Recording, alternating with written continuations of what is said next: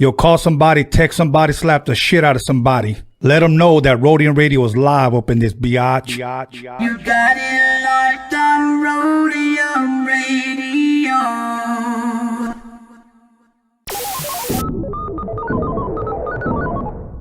Yeah, Dr. Dre is in full effect, and I gotta tell y'all a little something.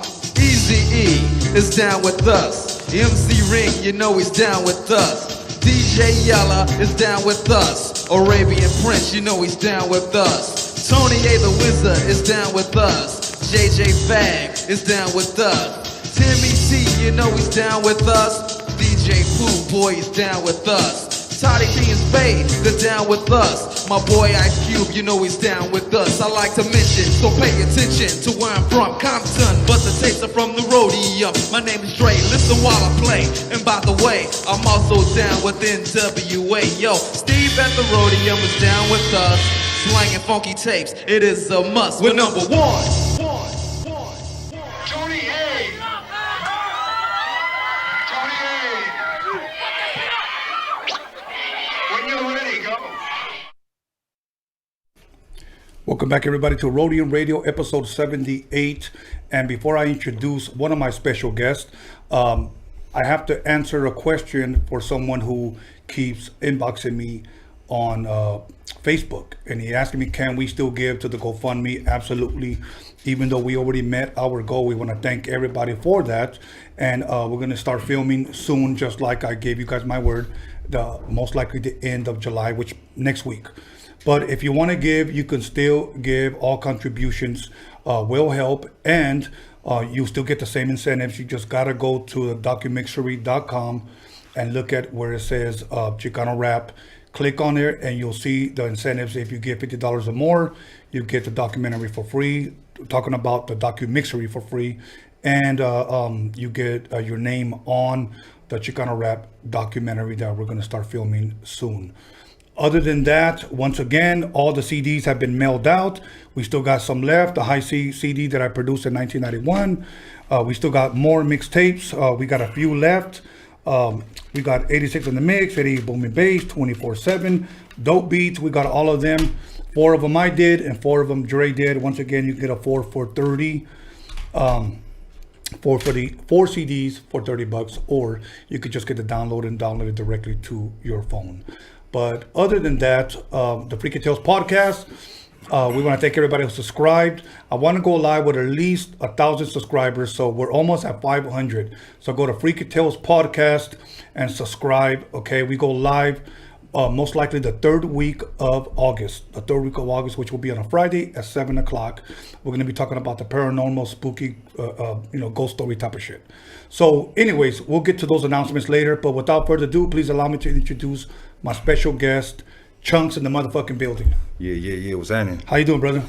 I'm all right, just chilling right here. Now, I know you drove from a little ways. Yeah. How was the drive coming over here, man? It was cool, man. You know, I'm not used to really driving far. Yeah, I'm a nervous driver. I don't know why, but... Have you always been that way? Nah, honestly, it just started recently. I get all nervous when I'm on the freeway and shit. Maybe too much weed? Nah, it's just I've always had a little thing for crashes and shit. I don't like them. No shit? Yeah, kind of low fear. Dude, I want to say like in fucking 2006, I brought my Chrysler 300C fully loaded with the Hemi in it. Right. And one day I was fucking like a demon, going through the streets. Yeah. And one day my dad tells me, one day you're going to be going so fucking fast. That's what he tells me. A cat's going to run across and you're going to end up turning and end up flipping over. Watch what's going to happen. Ever since he put that in my head, bro. Yeah. I don't do that shit no more, bro. What are the odds of a cat just like running across the freeway though? I know, but I'm scared now. I'm scared. I picked up my friend from New York. We're coming down to 110 from the LAX 405 to 110, and he tells me punch it. I just got the car. We had 125, 140. I'm jamming. Yeah, that's too much, dude. And now all of a sudden I'm thinking about the fucking cat, and I just listen. Okay, I gotta stop. He goes, why, dude? What if a fucking cat jumps? And he's like, what? No. So I had to tell him the whole story. Yeah. So I'm afraid of that shit, bro. So now I obeyed the speed limits. Yeah, it's better that way. So let me ask you, I see you wearing the mask. Are you one of those mask wearers, like you wear it religiously? Mandatory. For reals? Yeah. So you believe in all this? I mean, I know people that got it and died though, so I mean. For reals? Yeah. You wouldn't lie to me, would you? No, I'm not a liar. Okay. I don't be lying. Oh, okay. Hey, but that's good, man, because there's a bunch of dudes out there lying and Okay, anyways. It's better safe than sorry. Yeah, you're right. You're right. You Rather know, be caught with it than without it. You know, today I had to wear the mask in the market because you have to wear them to go in. Yeah. But one thing about me, I look like a Mexican bandit, bro. Seriously. I had the bandana on and everything, and girls. You had a bandana on? Yeah. Well, of course. Come on. Man. You know, the girls trying to talk to me because, you know, they like they like bad boys. Yeah. Especially if you're funny. Oh, definitely. You're a big time panty dropper. So, anyways, man, enough about all that. So, other than that, brother, I know it's Wednesday, but how was your weekend, man? How did you spend it? My weekend? Yeah.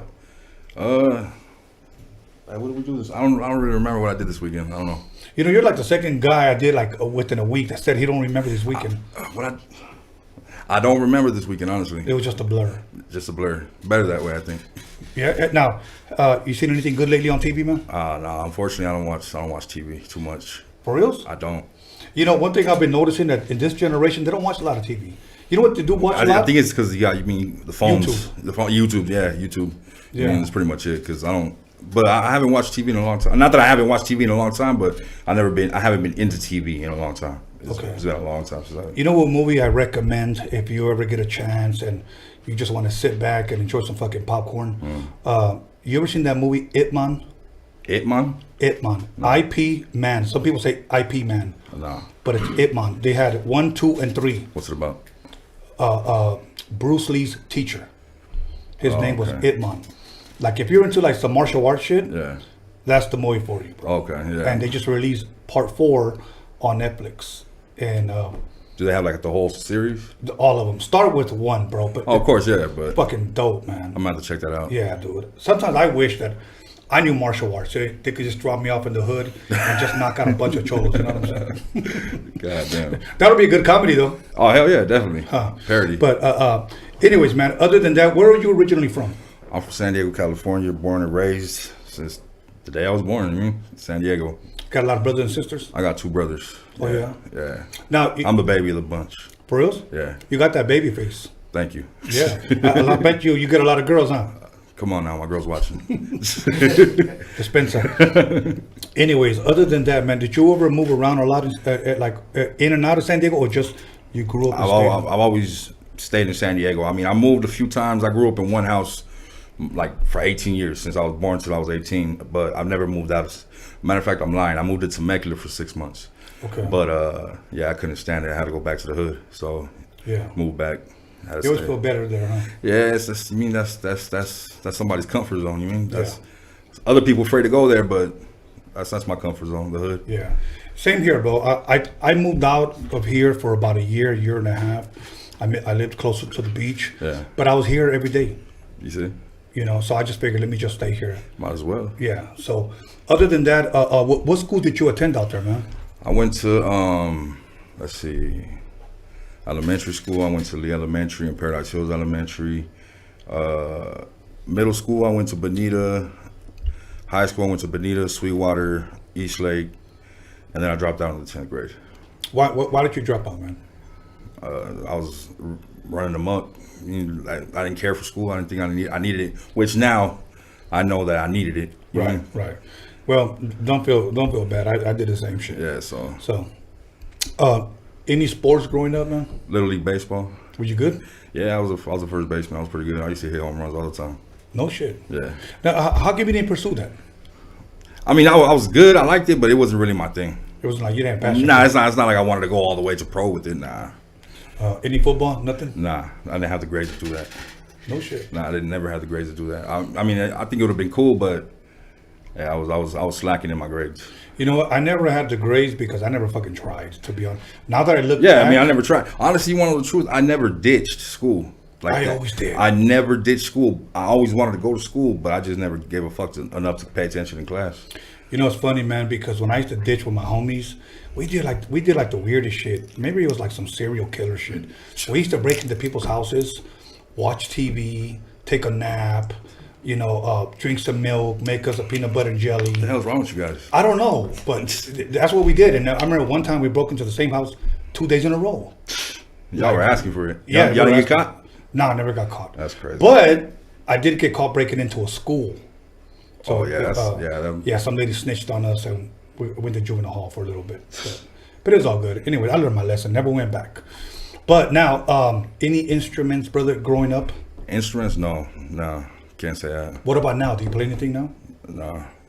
I mean, you in the rap game. You never... Oh yeah, I mean I can rap. I mean, but that doesn't require you to play an instrument. Right. So no, I don't play instruments. Never. What type of music would you say that growing up in your home, man, did you grow up to? Whether your mother, your father would play, or your brothers and sisters? Well, my parents they would play a lot of oldies. Okay. A lot of oldies.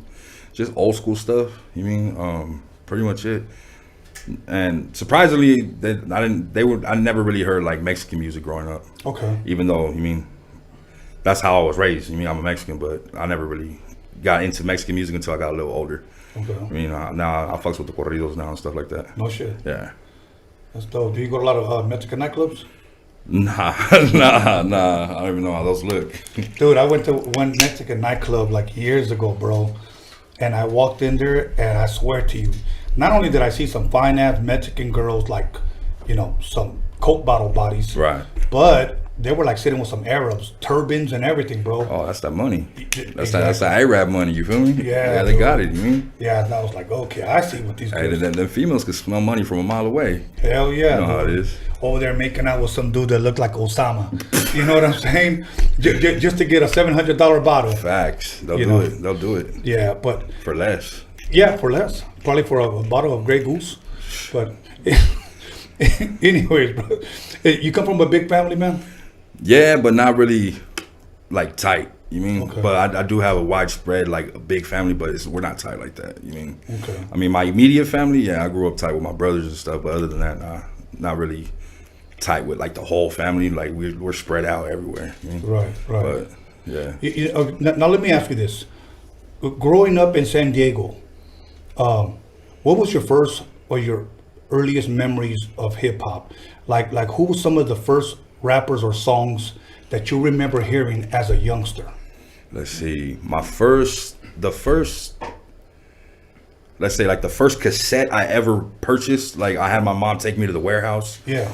Was Bone Thugs and Harmony, the East 99. Yeah. Oh man, those are my favorite. They were my favorite when I was a kid.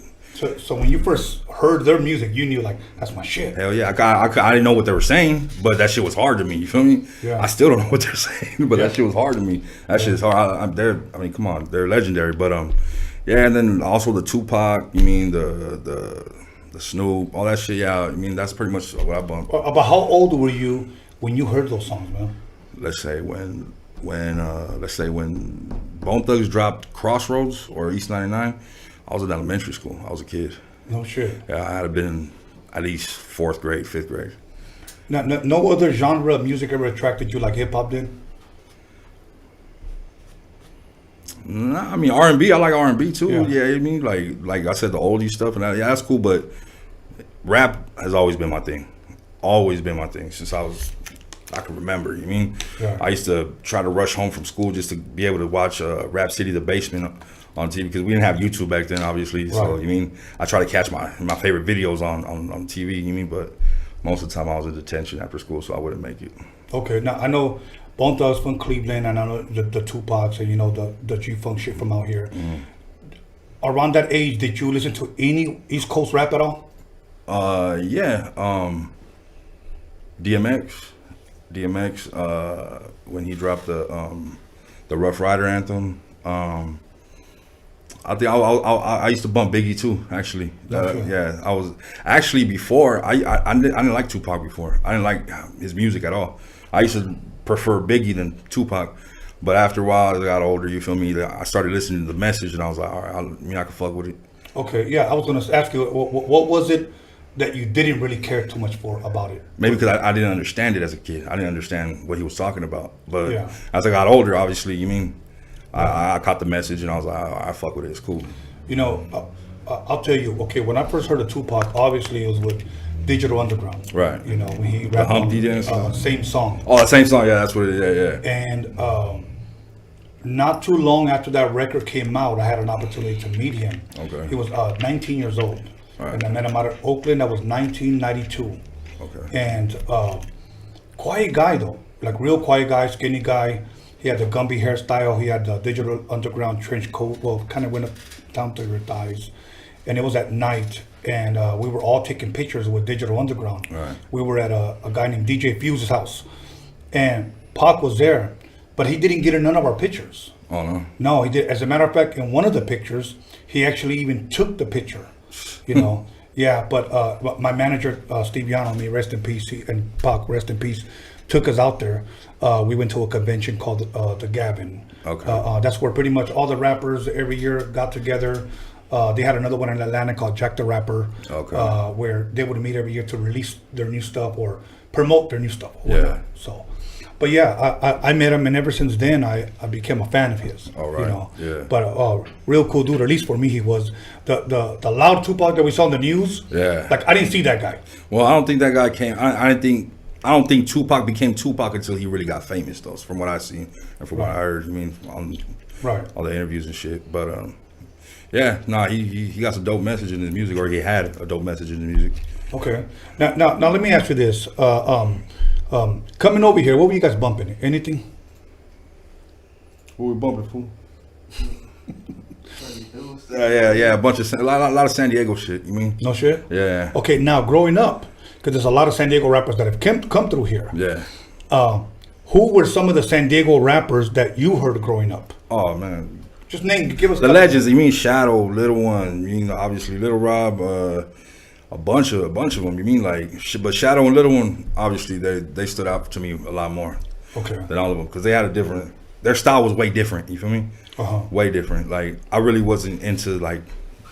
I mean, no shots, but I wasn't really into like the Little Rob style. I didn't really like that style. You mean? Right. But I don't know why. I mean, I know why, but Shadow and Little One stood out a lot more to me. You know, it's funny you say that because I know all of them. Like I know you know Rob and Right. Shadow and Little One, but isn't it funny that people would look at like a Shadow, they would look at like a Little One, and then really dig their style, not necessarily dig Little Rob's style, but in most people's eyes, the public's eyes, Little Rob seems to be more popular or more famous. Yeah, no, that's true. I mean, he's hard. He does. If you listen to his music, I mean, he's cool. But yeah, I know what you mean. But yeah, Shadow and Little One's just, I don't know, always been top tier when it comes to that. Have you got a chance to listen to Little One's latest record? His latest record or his latest album? Well, the same thing to me. So I'm talking old school. Yeah. I haven't been able to hear it. I mean, I've heard like little pieces of it. You mean? But no, from what I heard, that's just dope.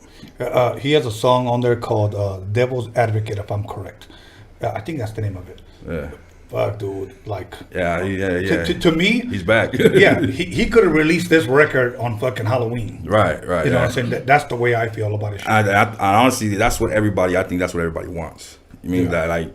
Everybody wants to hear the spooky shit from Little One. You mean? And because I mean, he shoots that shit. That shit's hard. So, have you ever heard that song that he did called "Cold World"? He redid "It's a Small World," that Disney song. Yeah. But he said it's a cold world. It's fucking dope as fuck. Is that one like his like late like yeah, like a couple of albums ago. Okay, yeah. No, I don't think I've heard that one. Shit was dope, man. So now let me ask you this: at what age were you when you decided, let me go ahead and start writing? Let me go ahead and start fucking around writing this shit. I believe maybe it was I think it was like 13. And was there somebody that you heard maybe locally, or maybe somebody inspire you? Did you just fuck around and said, I think I can do this? No, I mean, because I've always been, like I said, I've always been big on rap. It's always caught my eye. I've always been a big fan of rap. And I could, as far as I can recall, I think it was my brother, my oldest brother. I think he was trying to write like a little bullshit, like verse or something on paper. And it was garbage, you feel me? And I think I told him it was garbage, and then he was all like, well, you try to do something. And I was just all like, all right. And I wrote something, it was garbage. But I stuck with it. And I continued writing. No, I wouldn't record nothing, but I continued writing and shit. And little by little, I started to gain my style. As far within myself. And I kept going with it. Then I started doing little songs here and there, recording them and shit, but just keeping them to myself. I wasn't putting them out or nothing. Now let me ask you this, because a lot of guys that I've interviewed here always had interesting stories on how they recorded some of their first demos, like that they kept between themselves, like you're saying. How did you start recording where you can hear My very first time I could Yes. hear myself karaoke. A karaoke machine. Now, can you share and explain how you did that? It was a big old fucking karaoke machine like that, like a portable one that you could take from here and there, and like literally it was a mic that was connected to it, and we would just put a tape in there, press record, and we'll just rap on, and we'll play the beat at the same time, Yeah. and just rap on it. And you mean, boom, we recorded, we have an album. You feel me, like? Wow. But I'll keep it to myself. I wouldn't share it with nobody. Now let me ask you this: what instrumentals were you bumping? Oh man, which ones? You wanna know the truth? Back then when Low Profile dropped the instrumental CD, right? Okay. I think I want to go. I think the homie had it, or I want to go buy it or something, and because of the instrumentals, you feel me? So Right. I think we had that, and I think we're just dropping bullshit verses on there. You mean? Okay. And how old were you when you had that karaoke thing? I think I was like 14, Like 14, so you must have been what, 10th grade maybe, somewhere around there. not like eighth Okay. grade. Wow. And so you had the karaoke, you're fucking jamming, you're fucking rapping and shit. Now, at what point, how soon after that did you finally say, hey, fool, check this out? Did you actually show someone? You want to know the truth? I barely started really taking this rap shit serious 2 years ago. No shit. I swear to God. 2 years ago, I barely started taking this rap shit seriously because, I mean, I've always been good, you feel me? But, I mean, when I should have been pursuing this shit, I was too caught up in the streets. Okay. I was too caught up in the streets. I think this rap shit wasn't even like something out, like I knew how to do it, but it wasn't interesting to me. You feel me? Like it wouldn't really catch my eye enough to be like, okay, I'm gonna focus on this and I'm gonna run with it. But nah, so the streets was more.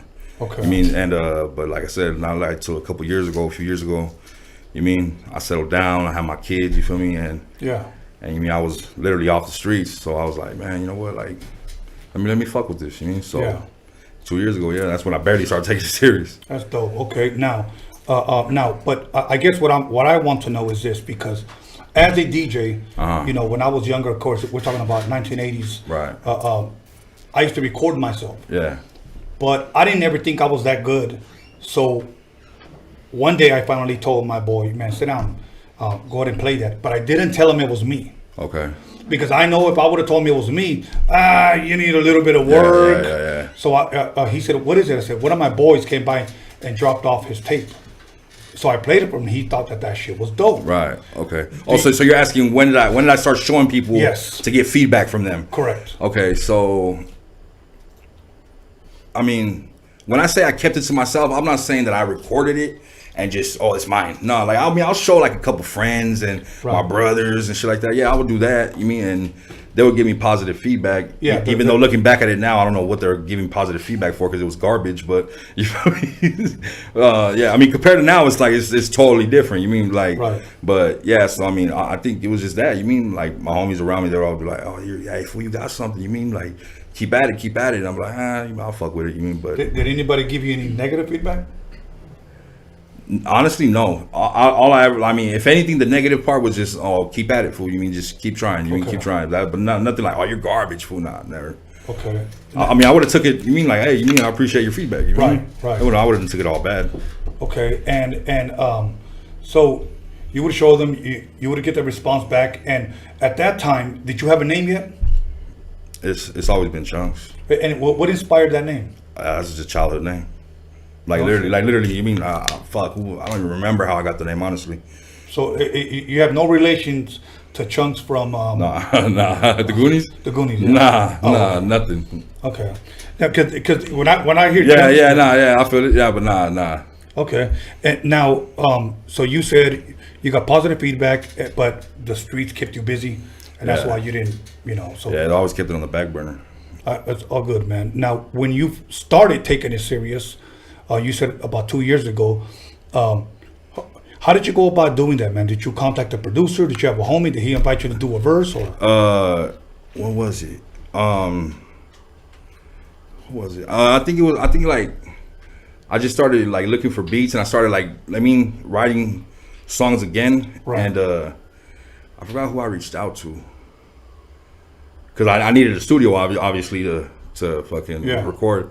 I think I reached out to the homie Obnoxious. Shout out to the homie Obnoxious. he recommended me to my engineer, Manny Fresco at Black Wave Studio, and since then that's how the link started.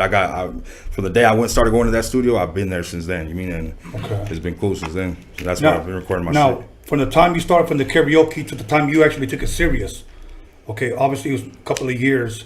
Were you always still writing or fucking around with it, even though the streets kept you busy, man? Yeah. During the time, like I was still running around and shit, doing my thing, I would still hit up a lot of like a spot to record. I'm at my homie Dips's spot.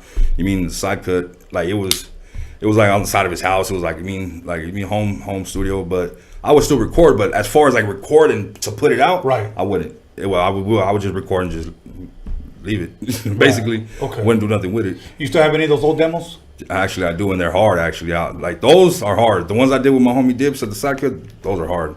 And honestly, we could push them now. We could even push them now. They'll still go. I don't know why we didn't though. No. Okay, check this out. We're gonna go ahead and press pause right there.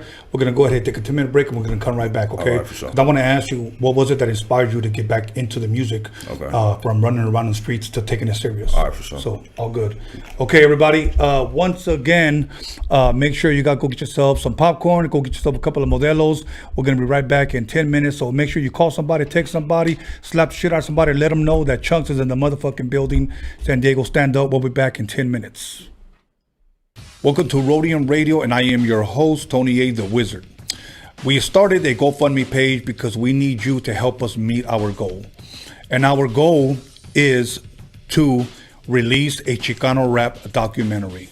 And we need you to be a part of this. Everyone who contributes will have certain incentives offered to them. For an example, I'll name one. Your name will be on the credits of the film. Everyone who gives, everyone who contributes, their name will be on the credits. That's just one thing that we have to offer. But yet, if you read the description, you'll see other incentives for your contribution. If you've seen the Roadium Mixtape DOCUMIXERY, you will not be disappointed with this documentary shining light on Chicano rap, the Chicano culture. It is something that can be used as an educational tool now and in the future. So once again, help us meet our goals so that we can start production. And remember this, we have a voice and we will be heard.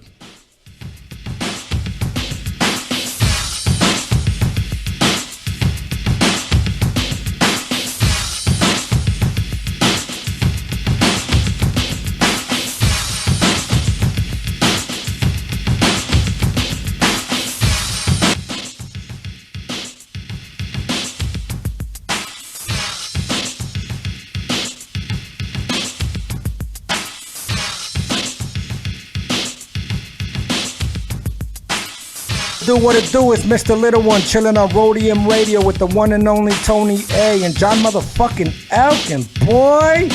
Hey, what up? It's your boy Mr. Shadow. You're watching Roadium Radio with my homeboy Tony A the Wizard. You know what time it is. Yeah, what up? This is Mr. Night Owl, and you're listening to Roadium Radio with the legendary Tony A the motherfucking Wizard. Yo, what's cracking? Nosotros somos Aquid y estamos aquí con Tony A the Wizard. You know Roadium Radio, damn it. You know what it is. Yo, what up? This is Mellow Man Ace and Padrino, and you tuned in to Roadium Radio with my man Tony A. Keep it locked. Yo, what's cracking? It's your boy OG Arabian Prince from the world's most dangerous group, NWA. Sitting here with my boy Tony A the Wizard on Roadium Radio. What's up, everybody? It's your homegirl Magic Girl, and you are now listening to Roadium Radio with Tony A the Wizard. Yo, what's up? This is Bozo, aka Emiliano. You tune into Roadium Radio on Tony Vision's YouTube channel. Let's get it. What up? It's Mr. Soto. You guys are now in tune to Roadium Radio right here on Tony Vision on YouTube. Yep. Check it out. This is MC Poncho on the MIC. Shout out to Tony A the Wizard, Roadium Radio. You already know.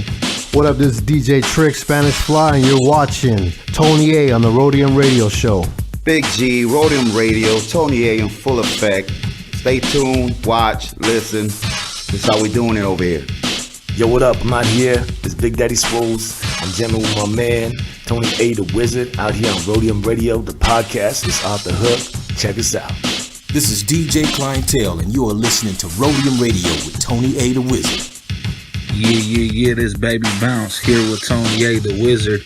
You are now tuned in to the Roadium Radio. We do it for the people. You hear me?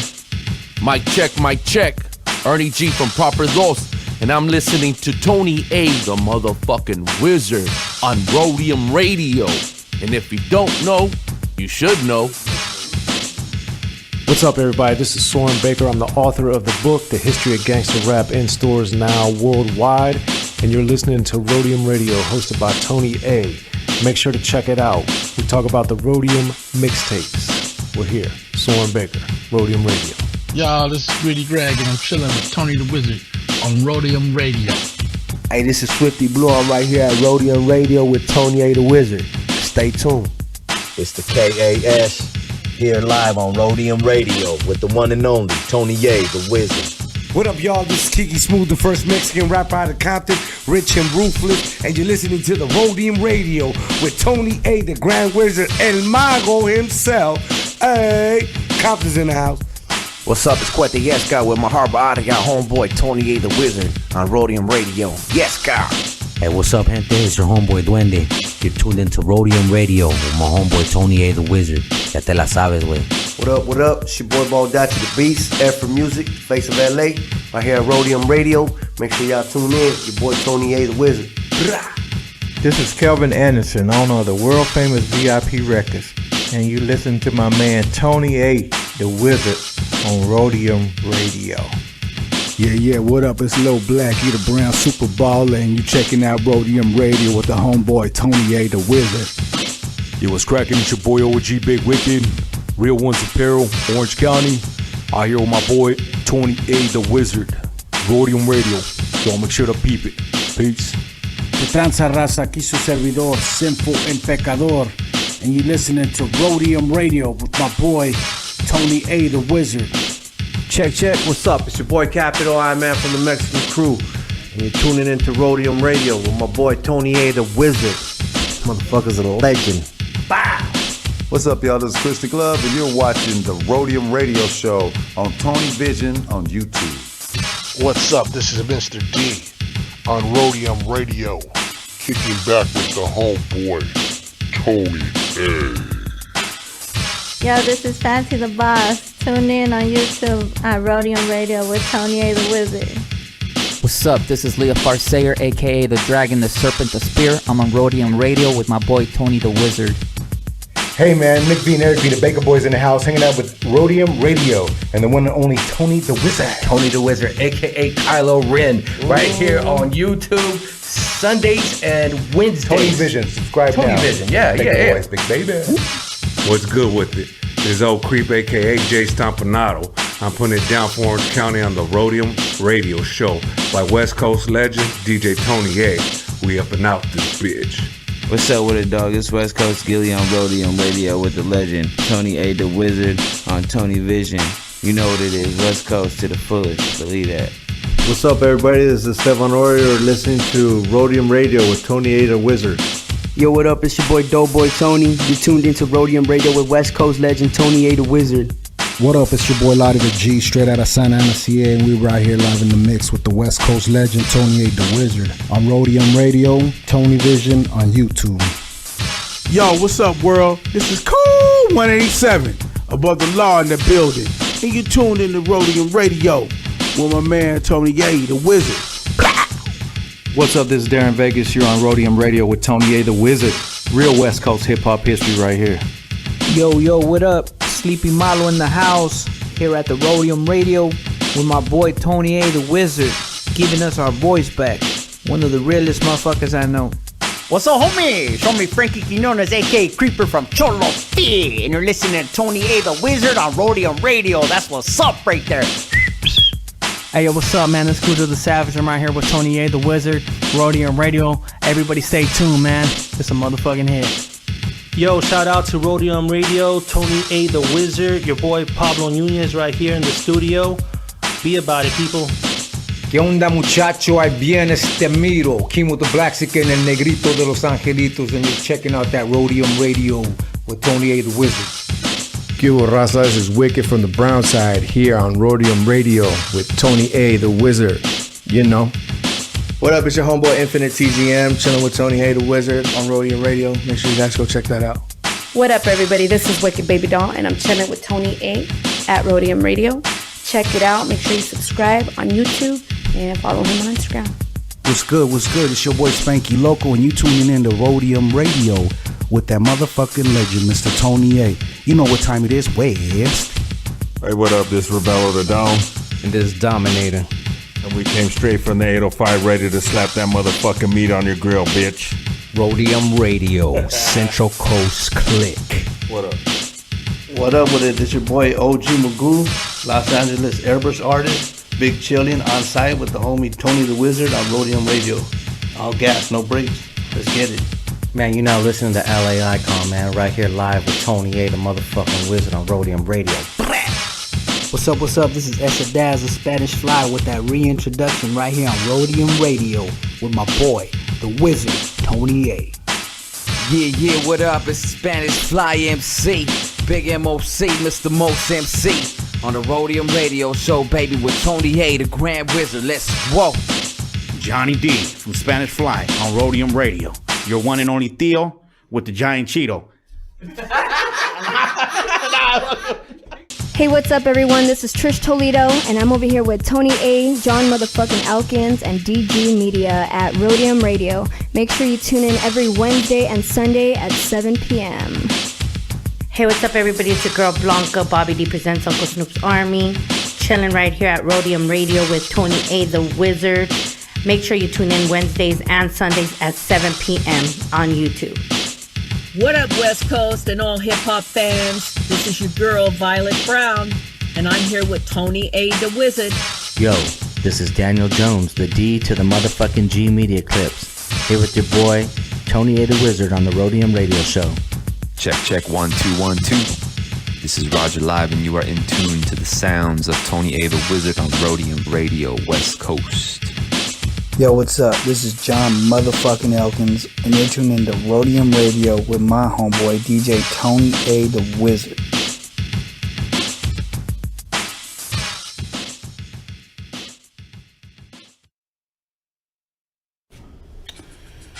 Welcome back, everybody, to the Jack Off Hour. And this is Tony A, the Wizard, with the podcast that slaps your coach your fat ass with a fat ass dick. But before we get right back into it, once again, we need you guys to subscribe to the Freaky Tales podcast on YouTube, or you can follow us at Freaky Tales podcast on Instagram. But that's Tales with the Z at the end, not an S. Freaky Tales podcast. I want to go live with 1,000 subscribers third week of August, okay, 2020. Other than that, once again, your orders have been shipped. You still want to order them, these are still available, DOCUMIXERY.com. So without further ado, we're gonna go ahead and jump butt naked right back into it. So Chunks. We ain't doing all that. Nah, definitely not. Don't do that. Come on, bro, you're the one that told me that. Come on, don't do that. Don't do that. Okay, we're gonna jump, I'll jump butt naked right into it. Please don't do that. See. Okay, now, you were telling me before that you were running the streets, you possibly weren't taking the music thing serious. Definitely wasn't. Until possibly like 2 years ago. What was it that inspired you to say, you know what, I really want to do this? Because there's a lot of people out there that when I posted your flyer, especially on the YouTube story, on the Facebook, a lot of people had a lot of positive things to say about you. Yeah. Like, and it's almost like, to me, it like almost baffles me with all the good feedback that I was getting from the fans that were saying that you were dope, that you only took it serious 2 years ago. Like, I mean, it's always been there. It's always been there. Rap has always been, like, you mean a passion, but I guess, like I said, the streets took over. Yeah, so it's like I said, it's always been there. And I've always wanted to do it, but something took over. But now that I calmed down, I settled down. I got my kids and my girl. And what inspired me, I can't tell you what inspired me. All I can say is because I've always wanted to do it, and since I guess I had a lot more free time, I guess, or something, I was like, well, fuck it, let me try to do this shit now. Let me try to take it serious. And really do something with it. So nothing inspired me. Nothing inspired me at all. It's just myself, I guess. I had to self motivate myself. Okay, and also, yeah, my girl had a lot to do with it. She would pushed me to the point like, hey, why don't you just do this shit? Just do it. You mean like, and for a guy to have, his girl push him to that, like, hey, do the music, because a lot of rappers, their girls probably like, why you rapping? You mean give it up? You mean like, right. But you mean lucky I'm blessed enough to have one that you mean like, hey, you mean do this shit. Or if I'm slacking, she'll be like, what are you doing? You mean, hey, why aren't you doing this shit? Like, right. All right, so yeah, pretty much that. You know, here's the put. Now let me ask you this. It's a weird question. I don't know if anybody's ever asked you this. Do you ever think that there's an age limit for rappers that, like, once you hit this age, maybe you should just stop? Me personally, no. I mean, not really. I mean, certain people feel differently, but no, I don't think so. You know, I used to think that. Yeah. I'll be real with you. I used to think that once you hit like 40, and then I say once you hit 50. I mean, yeah. I mean, once you hit that age, I mean, yeah. I mean, pretty much. Don't. I mean, it wouldn't look that good for you trying to. I mean, still promoting your album, like, and I mean, at that age, it's. I mean, I think you should give it up. Now, I'm gonna give you something to think about. Okay, I'm gonna tell you what made me change my mind. Okay. Why is rap the only genre that, if you really think about it, that has an age limit? True. You got a point. I didn't think about it like that. You know, you got R&B artists. You got fucking Rolling Stones on their 80s and still singing "Start Me Up." You know, but nobody ever said. But they started when they were young. You mean? I mean, we know that they're legends. Yeah. So you know, but you look. I mean, if you're a legend and you build a career when you were at a younger age and you did something with it and it went somewhere, of course you can still be doing. You can still do concerts singing your old shit. Yeah, of course. You can even do new albums because you're a legend. Right. You establish yourself already. Okay. But if you're, I mean, I'm thinking like if you're a 40, 50 still trying to get there. Nah, I don't think that'll look too good. I don't know. You mean I don't know. Oh well, you know what?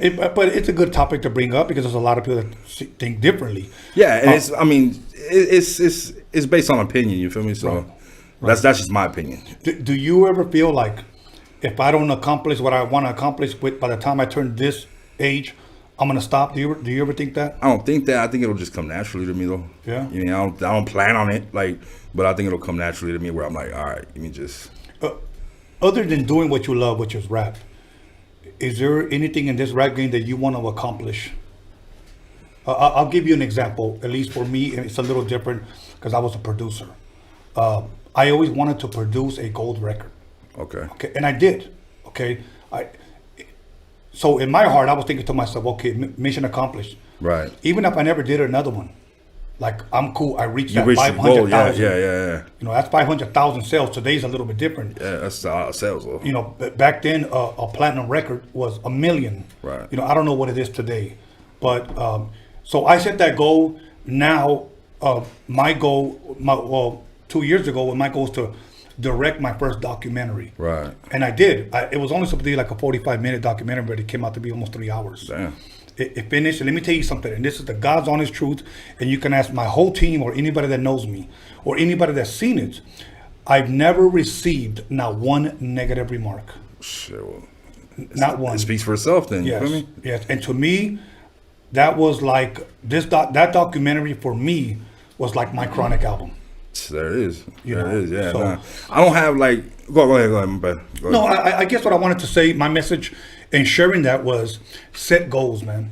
And then meet them, set another one, and meet them. You know, instead of just, I'm just a rapper.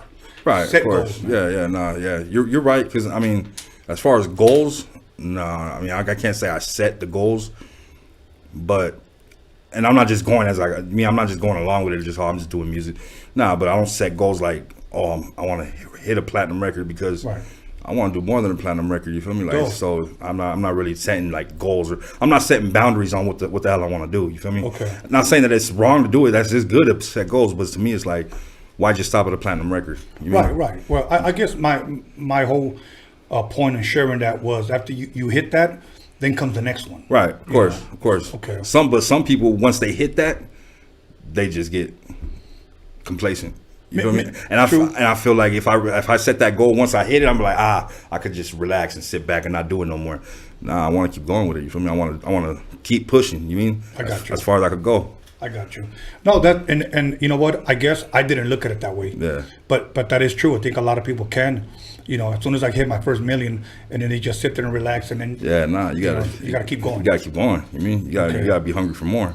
So now you get serious, for lack of better words, because I know you said rap has always been there, but from 2 years ago, you teamed up with a producer. Were these original beats that he was producing? Were these loops? Were these? I mean, my producer that I always call my producer, like I said, is my homeboy Dips. You feel me? Okay. That's my producer. Whether he don't produce every single record that I do, but that's someone that I could. You mean that's my dog. You feel me? And he's probably the dopest producer in Dago. So you mean, and so yeah, he produced a lot of the shit that I've done before I took it serious. But now that I've took it serious, you mean like I get you mean beats from different people too, though. You mean? Okay. So I didn't hook up with a producer and then take it serious. No, I just started taking rap serious. Okay. All right. And on your first few songs or that you started to record when you got back into it, right? Who were the producers then? Was it just him, or was it various? It was various producers. You mean like it was widespread. You mean because the first thing I did when I started taking it serious is I put out an album. You feel me? Okay. It was like 16, 17 songs. You mean in one album, and it was various producers. You mean? Okay. That I fuck with. Now that album, now for old school heads like us, was there any vinyl released? Nah.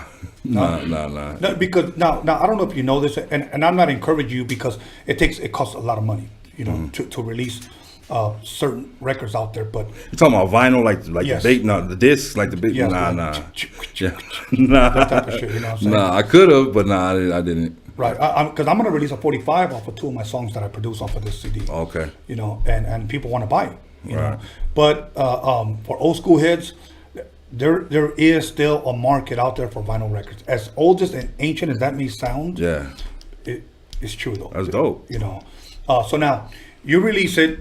What was this album called? I mean, I know the answers, but the fans need to know. Yeah. No, it was called "The Struggle Is Real." Okay, what inspired that? The Struggle Is Real. When I recorded that that album, I was in the middle of struggling really. Like, you mean me, my girl, and my twins, we're living in and out of hotels and shit. You mean going through it. You mean like basically struggling to survive. You feel me? So that's why I called it The Struggle Is Real. You feel me? Like, because it's real. And I mean, thank God I'm blessed enough to we got out of that. You mean? But yeah, that's what inspired that album. I know exactly what that is because I remember when I was a lot younger, you know, all my kids living in a one-bedroom apartment. It's rough. And I'll be real with you.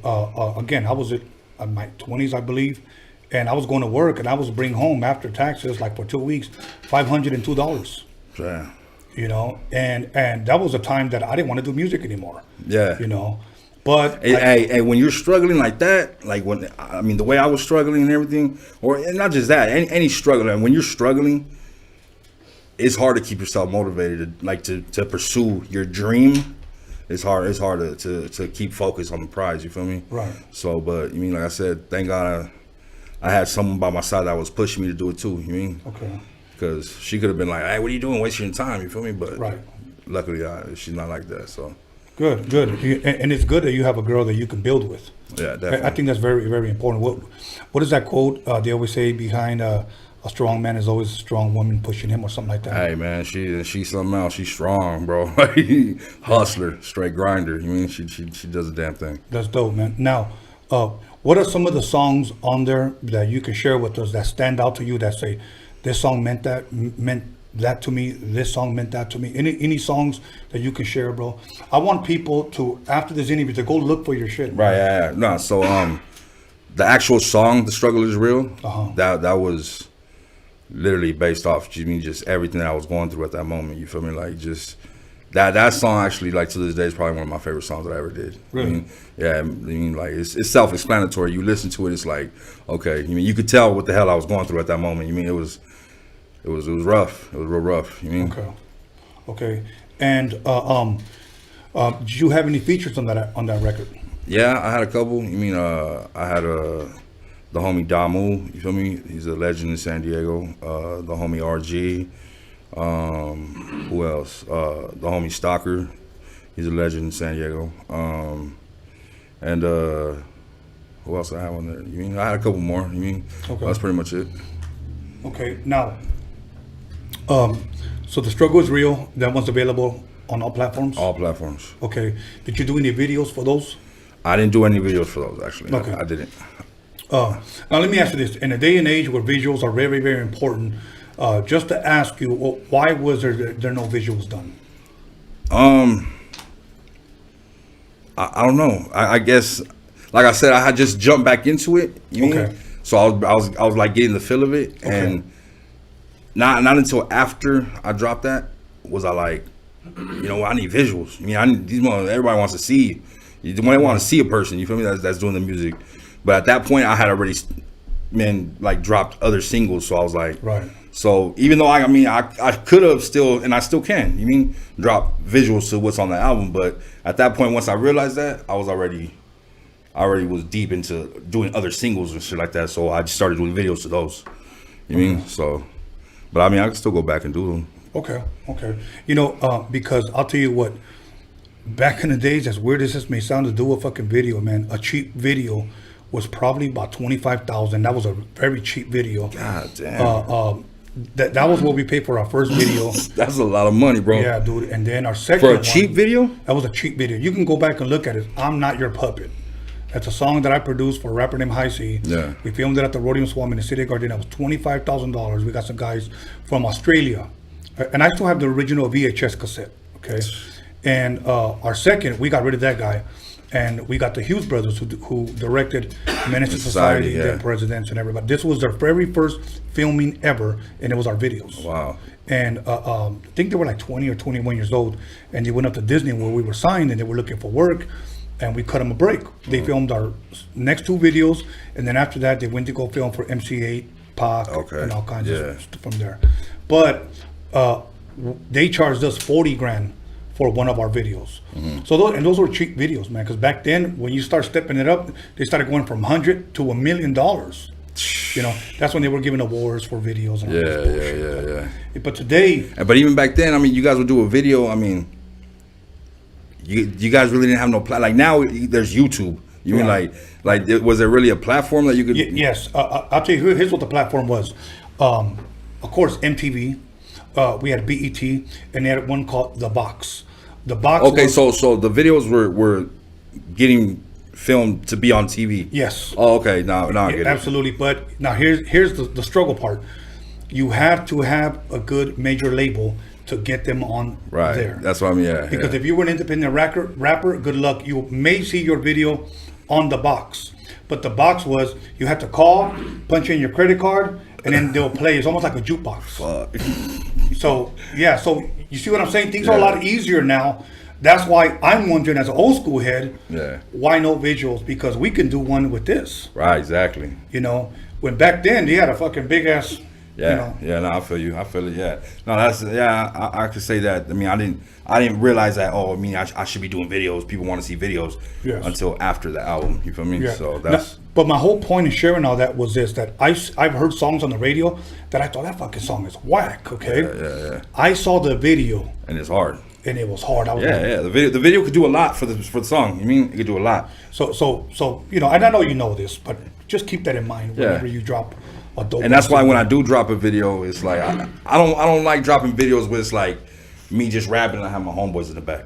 I don't do that shit. I don't like it. I have videos like that, of course, everybody does, but it gets old after a while. Yeah. So it's like when I do videos, I tend to have a storyline into it. And that's good. And that's one thing that me and my boy John always talk about. You got to have a story. Yeah. Because I think it was me and Shadow, even though he goes, I've done it, he goes, but I'm just sick and tired of girls twerking. It gets old. Yeah, dude. It gets old. So after a while, it's like, do something different because everybody's doing the same thing. Yeah. And that's what's going to set you apart from everybody. Not necessarily that you're better, but that you're different. Yeah. No, definitely. So now, what are you working on now? So you dropped that album. Ever since then, you dropped singles. Yeah, I've been dropping singles. I haven't dropped another album. Okay. I'm working on one right now. Okay. I'm definitely working on one right now. Actually, I have enough work to put it out already. But me as an artist, I'm my own like critic. So you mean I got everything has to sound perfect to me, at least. You mean it has to sound right to me. So no, I haven't dropped another album since then, but I've been dropping singles since then. You mean I have a few of them out already. Now that you're dropping singles, compared to when you first started to now, obviously it's night and day. What is the response you're getting today? A lot. I mean, it's been good feedback, but it's a lot more. You mean like the music's been getting out there a lot more. You mean so it's not a positive feedback. You mean. Okay. Now, honestly, I haven't seen no negative feedback as far as anything. You mean? Okay. Anybody try to get crazy in this? Nah, they don't want to do that. I'm just being serious. They don't want to do that. But you know what? That's dope, man. That's dope. It's the truth. They don't want to do that. That's dope, man. Now let me ask you this: any rappers out today from your era that you could say I fuck with them, they're dope? Give us a couple of names. My boy Lil Weirdo off top. That boy's holding it down right now. You mean? I fuck with his music a lot. You mean? I fuck with my boy Chic. You mean? Boy Ness. A couple of them. You mean? Like, I fuck with a couple of them. You mean? Okay. But nowadays, I don't really bump rap like that. Like, okay. I don't know. It's weird. I'm weird. You mean? Like, it's just, I don't really sit there and listen to people's albums. I don't. Okay. Well, I mean, that doesn't strike me as strange because there's a lot of rappers that I know that, like, what's his name? Shadow also said, I don't bump rap. I'll bump like reggae. Yeah. You know, like me, I'll bump classical music or classic rock or oldies. Yeah. I don't listen to rap. You bump jazz? You know what? Let me find out you bump jazz. You know what? No, hold on a second. One thing about me when it comes to jazz music, and I will say with classical music, when people ask me about classical music, what composers you listen to?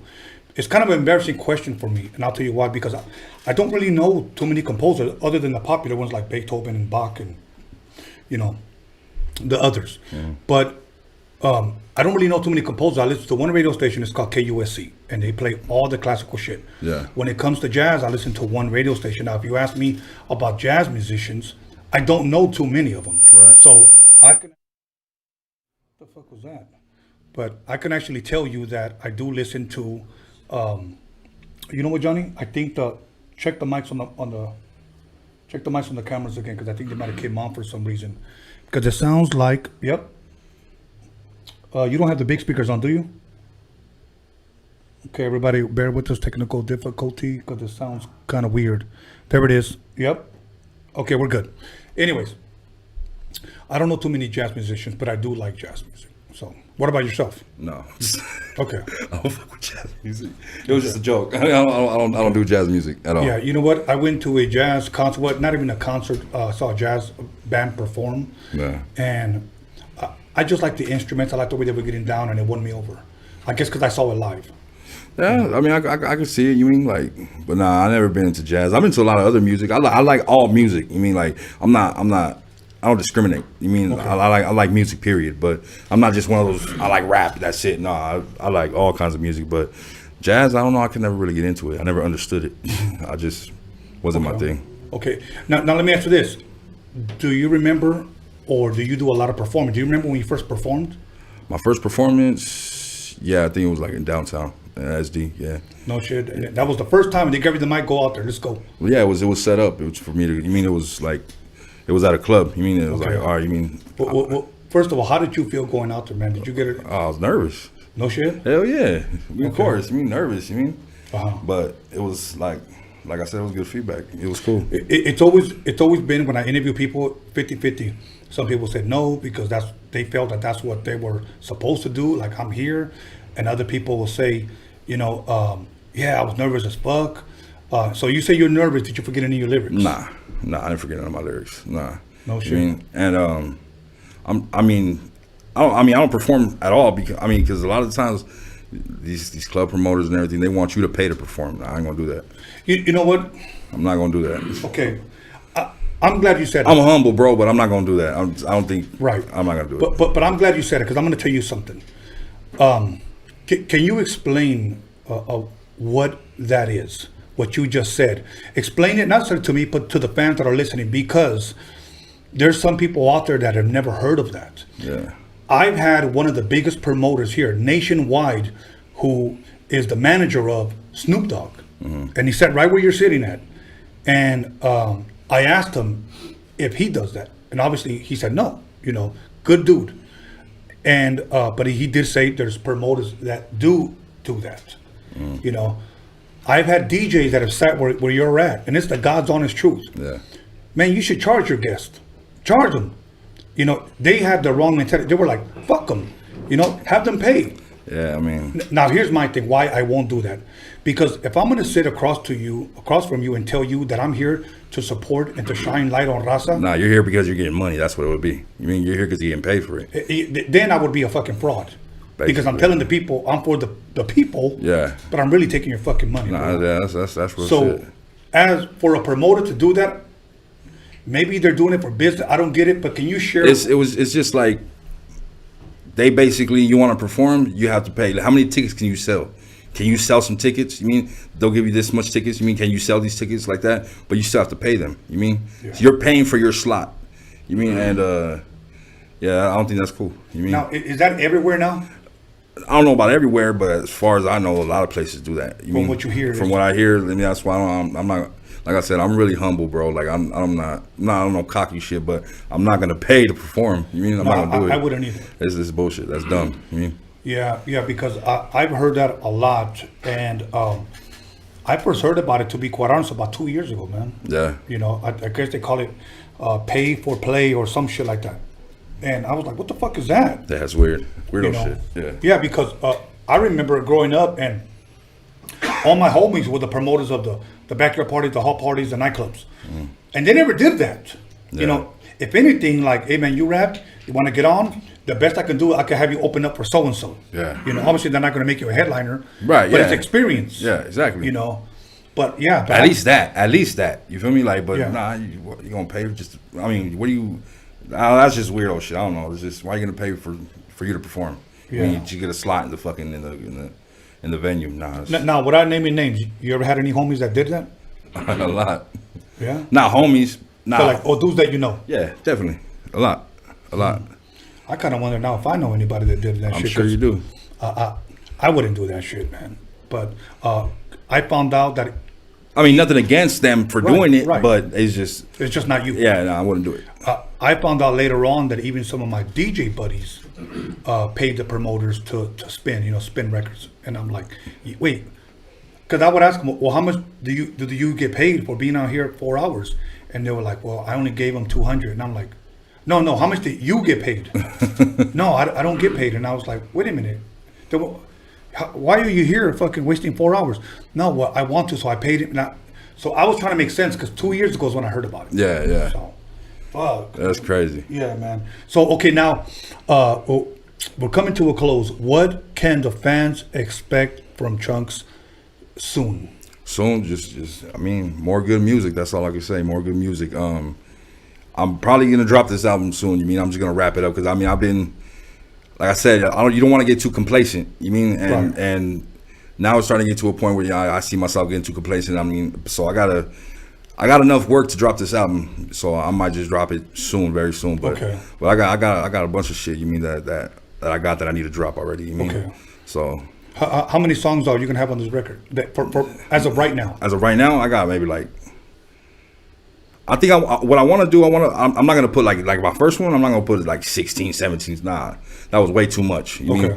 So, I mean, I'll just drop a little EP, maybe like 8 tracks, you feel me? Like something like that, something simple, you mean? And it's just on all platforms? On all platforms. So you don't plan to release any hard copies? Oh, yeah. No, if an album, yeah, just like my first one, I got hard copies. Okay. But yeah, no, definitely. Yeah, hard copies and on all platforms. Okay, you coming out with any type of apparel or anything you want to promote right now? Nah. Okay. Eventually, maybe. Eventually, yeah. But I mean, I still gotta plan that out. You mean? Okay. But no apparel. But definitely gonna come out with a clothing line or something. Okay, that'll work, man.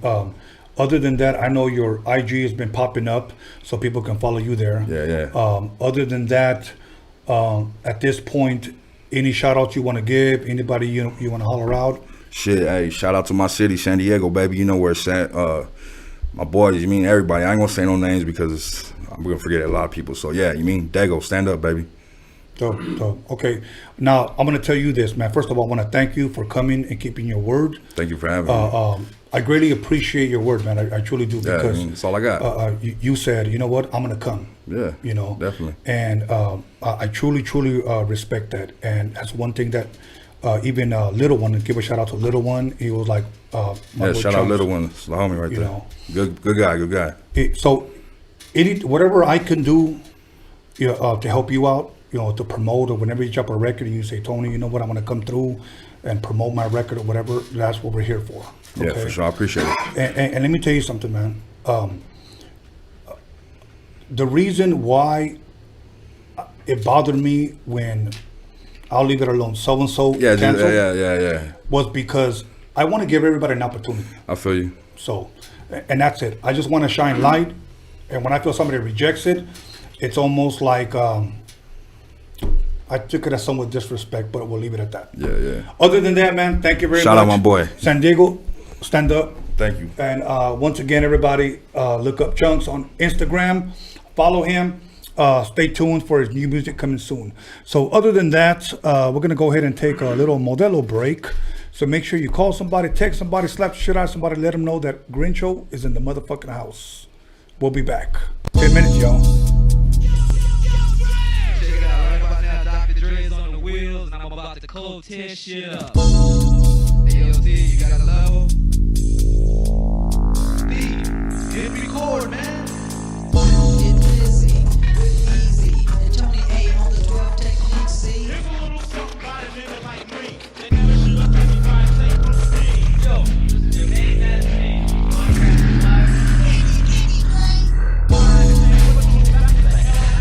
You know, like Tony A, well, I'm rocking shit at the Roadium.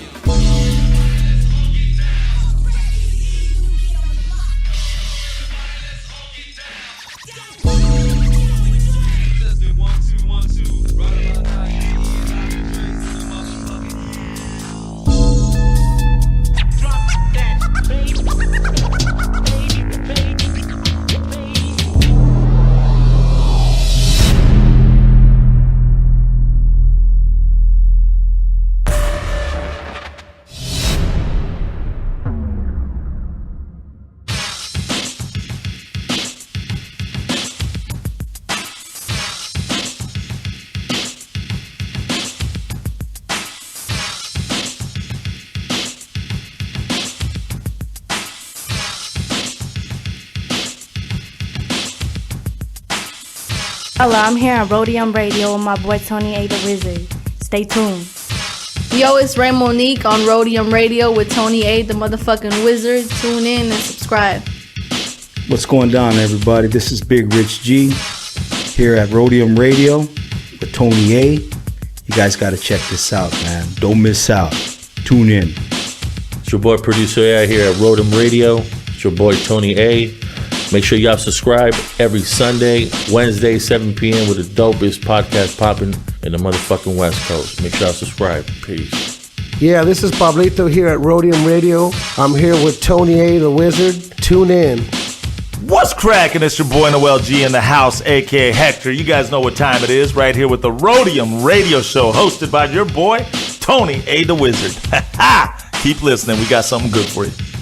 What's good, beautiful ladies? It's your boy MC Magic, Tony A. the Wizard. You already know. Roadium Radio Show. Turn it up. Yo, what's good with y'all? This your boy Big Prodigy from the legendary South Central Cartel, and I'm over here chilling with my homeboy Tony A. the Wizard on the Roadium Radio Show.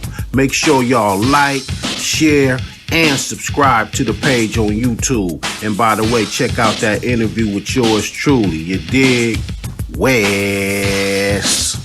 What's up, guys? This is Mayito. You're watching Roadium Radio with Tony A. the Wizard. Hey, what's up, everybody? This is Little Silent from VOTG, the voice of the ghetto man. Tune in every Sunday and Wednesday to Roadium Radio. You already know, hosted by the legend himself, Tony A. the Wizard, man. Just don't miss out, man. That should be active out here.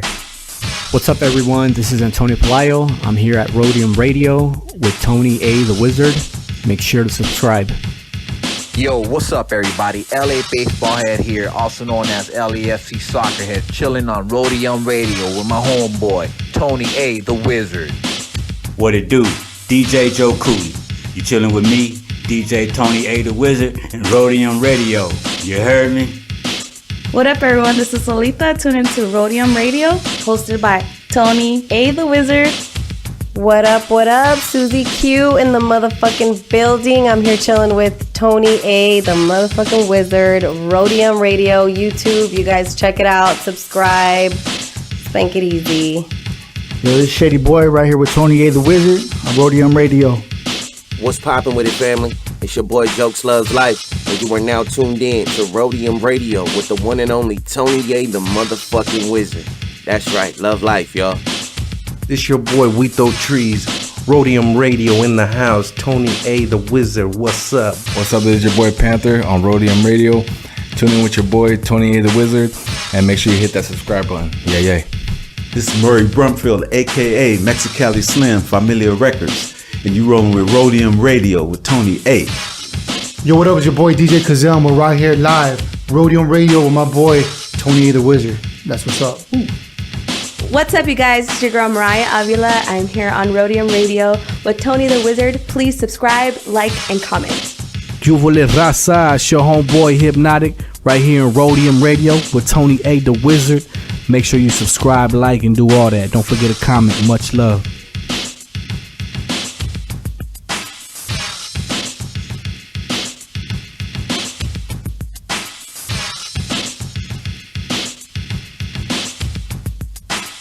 Yo, call somebody, text somebody, slap the shit out of somebody.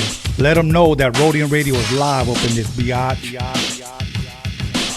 Roadium Radio.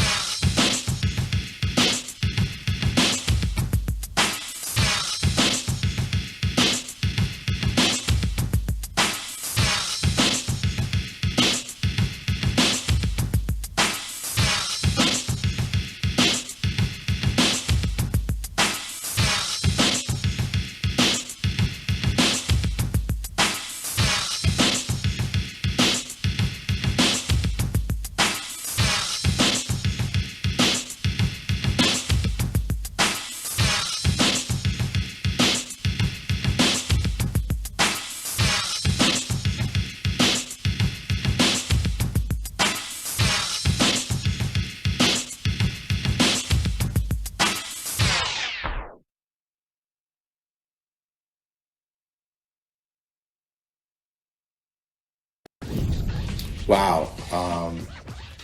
The instrumentation of, or the importance of the Roadium Swap Meet and the mixtapes in the careers of Eazy-E and NWA and Dre and Yella and a lot of other folks too, even Battle Cat,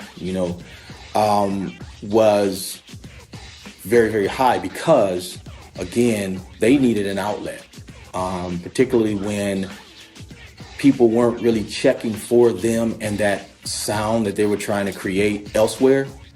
At the Roadium, you had at least a way to mass market your stuff and have people listen to it and give it an opportunity and give it a chance.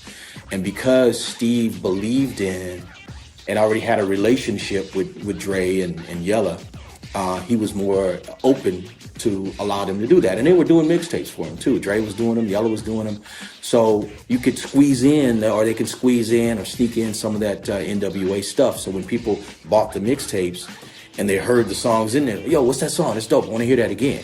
So it was a way to really market NWA and market the material that they had that wasn't getting, you know, let's say the radio play or getting the distribution that it needed at that time. You know, Steve is definitely a part of the beginning. He was there, gave everybody a voice, and that was in the beginning. It gave everybody inspiration to want to do more. Like you, made you want to do more. Like me, made me want to do more. Like Q, everybody, Ren. It goes down. The list is so long on how the Roadium swap meet inspired people to be able to put music out, because people couldn't put music out there. You know what I'm saying? So if you get your little song and you put it on the Roadium swap meet, it'd be all over LA.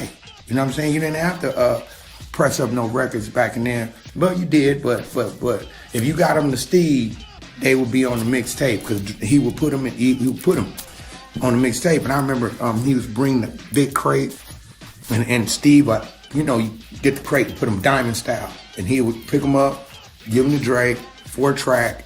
They had the 4-track right there. And Steve would just sit there the whole day. They sit there the whole day. So I just remember that. I mean, you know, a lot of stuff happened back then. You know, we went our separate ways, you know. But at some point, you know, I still always remember. It's like your first grade teacher, you know. Hey, Tony, drop that. What, please? I bet. My name is The Croft, the CRAWFORD, the poet high C. Tony A. the Wizard, just as cool as a blizzard. Sticking out his tongue, stabbing pussy like a lizard. Ooh, so sorry, homie, I didn't mean to say that. In the house, come on, won't you play that funky dope beat? You know you gotta throw me some Stanley ass crop coming straight from the Roadium. You are now about to witness Tony A. Get funky. Tell her where you're from. You don't think I'm living, well, fuck you. Who knows Saturday night in LA? Yo, feeling kinda fancy. Stop what you're doing, cause I'm about to ruin the image and the style that you used to. What the hell are you looking for? Can a young man make money anymore? Wear my jewels and like freaking on the floor? Or is it my job to make sure I'm poor? Disruption is horrible, nourish not justify. Those that live at the FBI, look at mama's baby. You're back now at the Jack Off Hour, and this is Tony A. the Wizard with the podcast that slaps your fat ass with a fat ass dick. Some people don't appreciate my sense of humor, but I get it. Other than that, listen, Freaky Tales podcast, we're going live the 3rd week of August. I need you guys to subscribe. I don't know if Johnny Boy went ahead and put up the flyer, but if not, we'll see it soon. Other than that, you can also follow us on Instagram at Freaky Tales Podcast, and that's Tales with a Z, not an S. Freaky Tales Podcast. We're going to be talking about the paranormal, spooky, ghost story type of shit. So without further ado, please allow me to introduce, for the first time ever, Grinch-O from Paco and my high power shit. Yes. What's up, man? What's cracking right here? Oh, man, you know what? You're our first guest from High Power, bro. That's what's up. That's an honor. I feel blessed that I'm that person, you know what I mean? That's dope, man. High Power's had a lot of artists, a lot of dope artists, you know? A lot of successful artists, and so it's an honor for me to be the first one, man. For sure. You know, it's funny because I get a lot of people that request a lot of high power artists, okay? Yeah. And they always tell me, hey, man, how come you never get anybody from High Power? How come you never get anybody from High Power? First of all, number one, it takes time because we're already booked 2 months ahead. We get so many emails, but it isn't like we have something against some label that we're not going to get.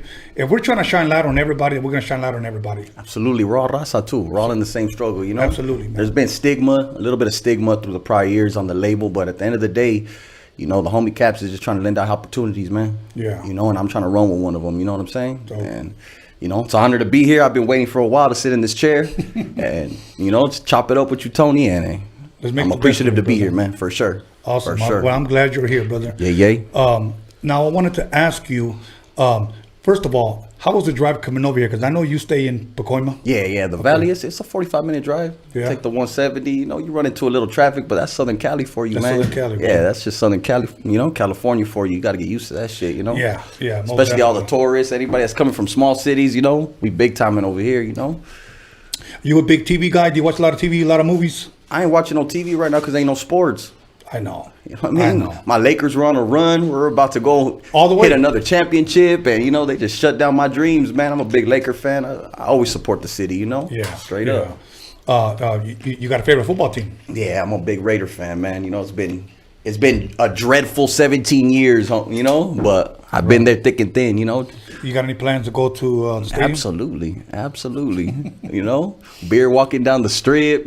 Hell yeah. Smoking a blunt. What more can I ask for, you know? Exactly. Raider fans everywhere turning up. You know how our fan base gets. Yeah. You know, Yeah. so, yeah, absolutely. That's dope, man. So, Lakers, Raiders, Dodgers? Absolutely, man. I Dodgers. keep it local. Dope. Locals keep it local. What about college football? You support college football? I support college football because I'm a big draft fan. I want to know what my team's going to draft. Okay. So, you know, I watch, you know, all the high-end college games. You know what I'm saying? right. I don't watch the small division college games, you know? So I want to see the best of the best. And at the end of the day, college are the people that are hungry. That's right. At the end of the day, they're hungry to make it to the pros. Kind of like what I'm doing in this business right here. You know, That's I'm dope, just trying man. to get my foot in the door. It's like I'm in college trying to make it to the big leagues now. You know what I mean? So Hey, you know that's what? how I look at it. That's my outlook on it, Tony, you know? You know what? I like your energy, brother. Absolutely. So, who would you say? USC, UCLA fan, or? I'll say USC. That's the more ghetto team. You know what I mean? UCLA over there, Brentwood, you know? All the rich folks are over there. I don't know what that's like yet. You know what I mean? Not that I knock anything on them. You know what I'm saying? Some people are blessed, but at the end of the day, I'm blessed to live another day every day. You know, to be out here trying to accomplish my goals and get to where I need to go. You know. That's dope, man. That's dope. Now, where are you originally from, or did you grow up in Pacoima all your life? Yeah, most of it. I bounced around a little bit. As a child, I was in Lancaster a little bit. I moved out of state a little bit, but basically all my life I've been in Pacoima. Born and raised. Where out of state? I lived in Tennessee. For real? Yeah, I lived in Tennessee. I've traveled a little bit. I had family out there. They're trying to get me out of trouble when I was in junior high, so they moved me out there for a year. I played sports out there too. I guess junior high teams over there, they have established sports in junior high out there. So I was in junior high playing ball, you know, with a lot of blacks, you know what I mean? Up in my game, you know what I mean? Just trying to get to that next level. But I ended up coming back to the neighborhood and same old story, man, you know? got into the neighborhood and now when you got back, you play any sports when you got back? I didn't, man. I went to school and I got kicked out of school and then I just started hitting the block, you know what I mean? Yeah. A lot of our same stories, you know, but okay. I won't take nothing back though. You know what I mean? Because at the end of the day, I still got goals and I'm still got a lot of things I need to accomplish in life, you know? And thank God, you know what, we're still alive because absolutely many of us have done enough dirt that we should have been taken out a long time ago. But I like to say it was only through the grace of God that we're still here, man. So, Absolutely. So every day to me is a blessing. I always like to ask this of all my guests because sometimes I like to see what is it that shaped and molded them to become the person they are as far as musically is concerned.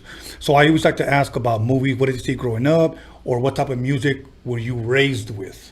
For an example, let's start with music. What would you say as a kid, whether your mother or your father, your neighbor, you grew up listening to? My pops is an old timer, so of course oldies, old school funk. You know, he would bump Rick James, Peach of the Sunshine, all that, man. You know, Bretton Woods. So I've came from a lot of different musical backgrounds, you know. Okay. But you know, at the end of the day, I was growing up in the '90s, so you already know what the '90s was about, you know, like gangster rap. Yeah. So that's what attracted me, you know. At what age would you say that hip hop really attracted you? Like how? 11, 12 years old. 11, 12 I had to be in junior high, listen to the Doggy Style album. You know, Snoop Dogg, Doggy Style, knowing all the words, the gin and juice, and all that, man. You know, and later on, like, you know, when I started understanding a message, you know, Pac came involved, and you know, people with messages. But at the end of the day, the Doggy Style album was my first album that I would play as a kid, and it would just excite me, you know. And I was like, man, I could do that. It's good music, good production. I know as a parent looking back, would I ever allow my kids to listen to that? Probably not. Probably not. But let me share something with you that my dad told me, may he rest in peace, years ago. When he was young, he told me that back then when Elvis was on TV, right, that they would never put the camera below his waist because the way he moved his hips and his legs, it was like sexual. Right. Now everything now is. That's where I'm going. Look at today, bro. Yeah, the today and age, and everything's sexual like that now. You know. Yeah, dude. There's things on TV that really shouldn't be. You know, I'm not gonna be one to criticize or critic anybody at the end of the day, but I mean, there's things that they're showing kids these days that they shouldn't be. You know. Right. We look at it now and we're like, okay, come on, you could have done without that. You know. And I understand my music is bold and it's harsh. It's reality. But it's reality, yeah. So that's the good thing, you know. It's reality, the music I bring. But I know I don't set the best example. But at the end of the day, you know, once there's more light being shined on me, you know, I got to look to try to set an example for all the youngsters coming up. You know what I mean? You know, when I first heard a song called "The Message" by Grandmaster Flash and the Furious Five, it's the one that says it's like a jungle sometimes. It makes me wonder. Classic. Right. Now, back then, when they started out with broken glass everywhere, people pissing on the stage, you know, they just don't care. Right. We used to label that reality rap because we're like, fuck, it's real. And they painted a picture, and when they rapped, you kind of went along with it in your mind. That's the kind of rap I like. It wasn't 2 years later that we heard, you know, gangster rap. Yeah. But some people still can't understand it. Right. I mean, you got to have that lifestyle. You got to come up from the lifestyle to understand it. So, obviously, you're Chicano. Yeah. You come up with our backgrounds, and we, you know, we raised a little different. Right. You know, our culture different. You know what I'm saying? So right. we're raised with tough love type of shit. Yeah. So, you know, rap just attracted us. I'm pretty sure. You know. Yeah. It's telling our stories. It's painting our pictures. You know. Absolutely. Yup. Now, growing up, did you at all play any type of musical instruments? Just picked up the pen. That's it. Just picked up the pen, started writing lyrics. Okay. That's always been my passion. I've been doing it 15, 16 years old. It's already over 10 years. So, you know, I feel like my time's up. My time's now. You know, it's now or never for me, you know. So I'm way past due. So I'm just trying to display my talent any way I can, man, you know. Well, that's definitely the attitude that you have to have because, like I always tell, I meet rappers sometimes I wonder why they're even doing it because their attitude is like, I don't know if I'm coming or going. And I'm like, right. You know, a fighter is not going to train for a fight thinking he's going to lose. He's not going to go in the ring thinking he's going to lose. He's not. Never. You're going in because you know you're going to win. Absolutely. And it doesn't even matter if everybody tells you you don't have a chance. You know you're going to win. They've been telling me that. Right. So that's how a lot of us are raised, you know. You know, sometimes our, you know, family's going to get at you the most explicit way. You know, they're going to tell you exactly how it is. And, you know, sometimes, you know, you have them family members that just like, hey, stop dreaming, fool. Right. Stop dreaming. But, you know, that's just all motivation for me. Yeah. You know? Yeah. Well, I'm gonna tell you something that's different from that. Not that my family does that. Right. But I've known, you know, people coming from backgrounds like that. You know what I mean? But you just got to get it. Let me tell you, brother. If you're going to dream, then I encourage you to dream big. Okay? Who dreams small, right? Right. Exactly. Because some people have the attitude, if I can just do this, just enough to make enough money to give me a car. No. A car and a house. Absolutely. You know what I'm saying? Yes, sir. You know, dream big, man. Yes, sir. Yes, sir. And then I'm going to help others because for me, Yes. I'm all about helping others. Yes, sir. Because look, I'm 52 years old. I don't know how much longer I'm going to be here or how much longer I'm going to be doing this. But, you know, I don't want to be doing this when I'm 60 years old. You know, I want to move on to something else. True. You know, but while I'm here and I have this you seem open door, like you got a good backbone, you know? Yeah. Thank you, man. You'd be all right. What I want to do is while I'm here, I want to open doors and let people go in. That's cool. People go in. Absolutely. And surpass everything that I might have attempted to accomplish. You know? Right. Let's go farther. Right. So that way you could do that not only for your children, but for the next man. The next generation. For the next generation. I hope to inspire that, you know, one day, man. you know, but stepping stones, man. Right now I'm just trying to. You know what's always a good compliment when I get people that have told me, man, I remember, Tone, you told me this, and that's what inspired me to do that. That to me, that's better than pay. Yeah. For me, that is. Absolutely. So, but yeah, I feel you on that. Now, at what age would you say that you started to write? That you actually took it serious and said, you know what, I'm gonna start. Here's my pen. Here's my paper. Let me go ahead and try to write this rap. I was 12, 13 maybe, pushing 13. I remember how we used to do it too. My primo Short Dog, he's the one that got me into rapping. And he was like the dopest rapper on the block. So that inspired me. And I would look at him, I'll just see how cool he looked, just spitting a freestyle. Like, and he was just on point with his bars and everything. Like, even before bars, like he had bars. And I would just picture myself like, man, I feel like I got that in me, you know? And when we used to record it had 2 cassettes. One, you'll put the instrumental in. Remember, we used to go buy the cassettes. It was a single and an instrumental. He'll put the cassette in, put a blank in. And he'll just record me, and I'll just be saying some ABC, little corny ass raps, but it just started sticking with me. And eventually, when I got older, I was able to put stories together. You know, at first when you start rapping, it's just a flow. You know, you just want to flow. You want to flow your bars. You know, but eventually, I was able to get articulate enough to start putting stories together and just put real life shit out there, man. You know. So other than him, let's not even mention like the Snoops and the Eminems in the 50s. But let's just say on the street, was there any other rappers on the street that you used to bump or you used to listen to at that age?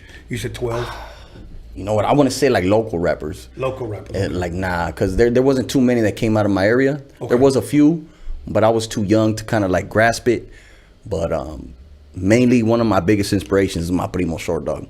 And he was like the dopest rapper on the block. And I used to just picture myself doing the same thing, you know? And he put me on a microphone ever since, man. It's just what I do. It's a passion of mine. Now, if I would have asked you, a 12-year-old back then, who's your favorite rapper back then? I would have said Snoop Dogg. Snoop Dogg? Yeah, I would have said Snoop Dogg. Okay. Yeah, Snoop. Now I say, okay, give me 2 more. Let me see. I'll say the West Side Connection. Okay. I used to love the West Side Connection album. And of course, the Dr. Dre's, the Eazy-E's of the world, and all that. Yeah, you know. That's dope. Now, say I asked a 12-year-old, give me 3 East Coast artists that you would listen to if you did. Okay, when I was 12, no. Okay, no. I'll tell you when I was 12. But once I started becoming a teenager and started respecting lyrics, I'll say Mobb Deep. Really? Fools like Mobb Deep, and they didn't like Pac. You know, Pac. Obviously, you know, Pac and them, they had history and. You know, they wanted you to choose sides and all that, but I didn't like Mobb Deep at first. But then when I started listening to their lyrics and listening to how just gritty they were and raw and street they were, like I respected it, you know? So Mobb Deep, even Nas, Wu-Tang Clan, you know, I bumped them when I was a teenager too, you know? I kind of grew out of it a little bit, you know, because I'm all West Coast, absolutely, you know? All my music is just based upon the West Coast lifestyle, but... Yeah, I'll say Mobb Deep, Nas, fools like that from the East Coast. Oh, DMX, you know, can't forget about the dog, you know, dog, you know. As a matter of fact, today DMX and Snoop are going heads up. Yeah. You were telling me about that earlier, yeah. So now they could punch classics all day, them two, you know. Absolutely, all day. Absolutely. You know, it's funny because when it comes to artists like Snoop, Eminem, 50 Cent, Dre. Legends. It's hard to say what's your favorite song because you could just name the whole album. Yeah. It's just legends on legends. Now, in today's music, at least in my opinion, most people are pretty much known, and I may be wrong, and I hope I am wrong, but today's music within the last 10 years, most people are just known for one song. Yeah. That's where I think music has changed. I mean, back then too, you had your one-hit wonders back then too. You know, but... Yeah, I mean, I don't know if it's just a lack of hunger. I think... I don't want to say a lack of talent because I want to think that all my Raza and all the people out there that are pursuing this have talent. Right. But I would just have to say a lack of hunger, man. I think you're probably right with a lack of hunger, and I'll tell you why. Because not to get into it too deep, because I want to save a little bit for later. Yes, sir. But I want to ask you about Chicano rap. But one person told me this, and he said one of the reasons, at least he said, in my opinion, why Chicano rappers have never ever took that next level like a Snoop. Right. He said it's because many of us are content, and here's how he explained that. He said, we make a little bit of money, we buy ourselves a car, we're able to move into a place, and now we're cool. Yeah. He said, and a lot of them, he didn't say all of them, but a lot of them stop. They're content with what little they have instead of like, I want more. There's more out there. Yeah, that's the mind frame you gotta have. Yeah. Not to be complacent, not to be content. You gotta, I mean, you're in this business for a reason. I mean, if people are in this business just to, just to live well, then that's cool too. I'm gonna respect them. I'm not gonna knock that, but that's not my mindset. Right. Right. I want to be able to have as much so I could give back too, Mm-hmm. I want to be able to give back to my neighborhood, go to my park, pass out backpacks to the kids and things like that. You know what I mean? Because at the end of the day, my message in my music is harsh. It really is. But hopefully the youth will hear it and they're either gonna learn from it, go that route, or do something better with themselves. You know what I mean? Yeah. So yeah, it's all on them. What high school did you go out there? San Fernando High School. San Fernando. Yeah, High School. I wasn't in high school too long, man. I got kicked out right away. Just messing around with the wrong crowd, just always getting into fights and shit. I think we all did. Yeah. That's a lot of our backgrounds. It's the same old story, but yeah, I didn't go through high school too much, and I wish I could have, because I was an athlete. I could have played ball and I could have did the right thing, but sometimes doing the bad thing's easier. No, you're absolutely right. Let me say this. I think a lot of people that are not Raza look at Raza and sometimes think those guys are, for lack of better words, they're not smart individuals. They're not intelligent, or they're somewhat idiots. Let me explain what I'm saying and why I say that. Because a lot of us got mixed up with the wrong crowd, like other different nationalities. Absolutely. And we either got kicked out or dropped out of school. So they see us and right away say, oh, that guy didn't even finish high school. Here was my problem. It wasn't that I was an idiot. It's just that I never applied myself to school. And I think when I meet a lot of Raza that are rappers or producers, very, very intelligent people. Like, I can tell you're an intelligent guy, okay? Appreciate that, But man. let me tell you something. Us not finishing school doesn't define who we are. True. True. Of course, we've all made mistakes, and we wish we could go back and correct them or whatnot. But I meet a lot of guys that are very intelligent, but they all have the same story. I just never applied myself in school. Yeah. Now look at how much farther we could have gone. True. Lack of effort. Yes. Lack of effort. Like, on your report card, you get effort, E, satisfactory, or what's the other one? F. Yeah, straight F. Or a U. You think it was U. A U on effort. Like, I'm pretty sure a lot of us suffered those. You know what I mean? Dude, I used to lie to my mom. Yeah. Dude, I feel so bad. Like, I have to live with this now. Now, I don't say this. I say this shamefully. When she goes, ¿Y esto qué es? What is this F? Mm-hmm. It's fantastic. Seriously. But after a while, you could only pull that one so many times. I wouldn't have been able to get away with that one, Yeah. See, I got away with that one because my mom didn't know how to read English and didn't know how to speak English. Okay. So she believed whatever I told her. So, fantastic. Fantastico, mama. So, like you said, we all make mistakes, man. Yes. So now, okay, in high school, or for the time that you were there, were you still writing? Were you doing any kind of recording at all? A little bit. I was writing, not too much recording. My high school days were short, man. And after I got kicked out, I just stopped caring, kind of. Okay. I know you told me the person who inspired you did a lot of freestyles. Yeah. Was you ever a freestyler? Oh, absolutely, yeah. Really? Yeah, in school, they always used to put me on blast and shit. Even when I was in jail, too. No shit. Little freestyle flows and this and that. But, yeah, I wouldn't want to do it so much because it kind of... obviously, when you're incarcerated, we know whose thing that is. Right. You know what I'm saying? So I didn't want to make myself look like, hey, I'm trying to bite these guys or these guys over here. You know what I'm saying? Right. Like I kept it real, Right. I just kept it true to us. You know what I mean? But at the end of the day, if you got a talent, you got to use it. You know what I mean? A little bit. So homies will put me on blast, do a little beat on the, and I'll just get rocking with it. That's dope, man. That's dope. Do you listen to more old school rap or more of what I would call to the new school rap, let's just say within the last 10 years? It's a blend. Okay. It's a blend. Like, I have to find something I like. Of course. You know what I'm saying? Obviously, not all that kitty cat bullshit on the radio I bump, but you have to find something that kind of suits you, So, like, how can I say, like, new artists that came out and kind of, like, I grasped onto, like, maybe like a Young Jeezy. Okay. guys like in that nature, that just come with that rough stuff, so that's the new shit I kind of listen to, you know what I mean? Okay. I like RJ, I loved Nip, man, you know what I mean? Like I was a Nip fan before he passed, Yeah. He just has real true stories that kind of relate to me, and Yeah. I like music that relates to me, just like anybody else, right? Yeah. My son, huge Nipsey Hussle fan as well. Now, I'm gonna name a couple of rappers and forget their social media rants. Yeah. Okay, but just as a rapper, your opinion, are you a Tekashi fan? Absolutely not. Okay, now let's put the whole Rata shit aside. I still want to be a fan. No, do you think he can rap? I guess that's my question. No, I don't. Okay. I don't.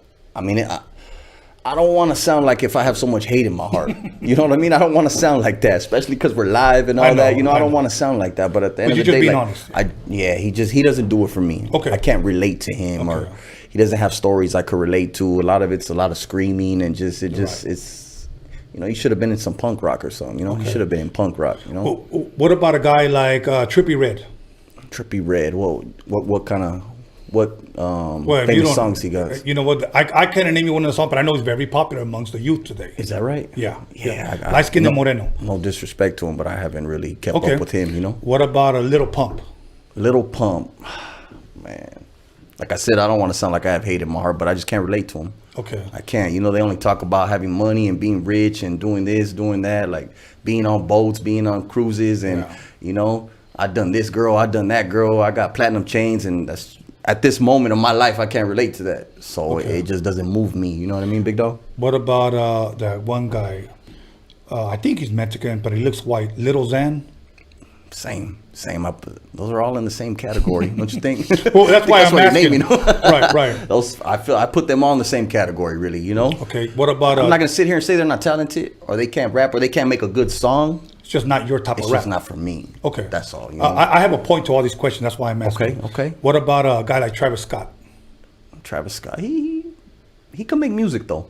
Okay. He really don't relate to me either, but he can make a good song and get a good hook, and get people singing along to his music. So I want to say it suits me, and I bump his music, but he's a well-established artist. That's how I'm gonna put it. Okay.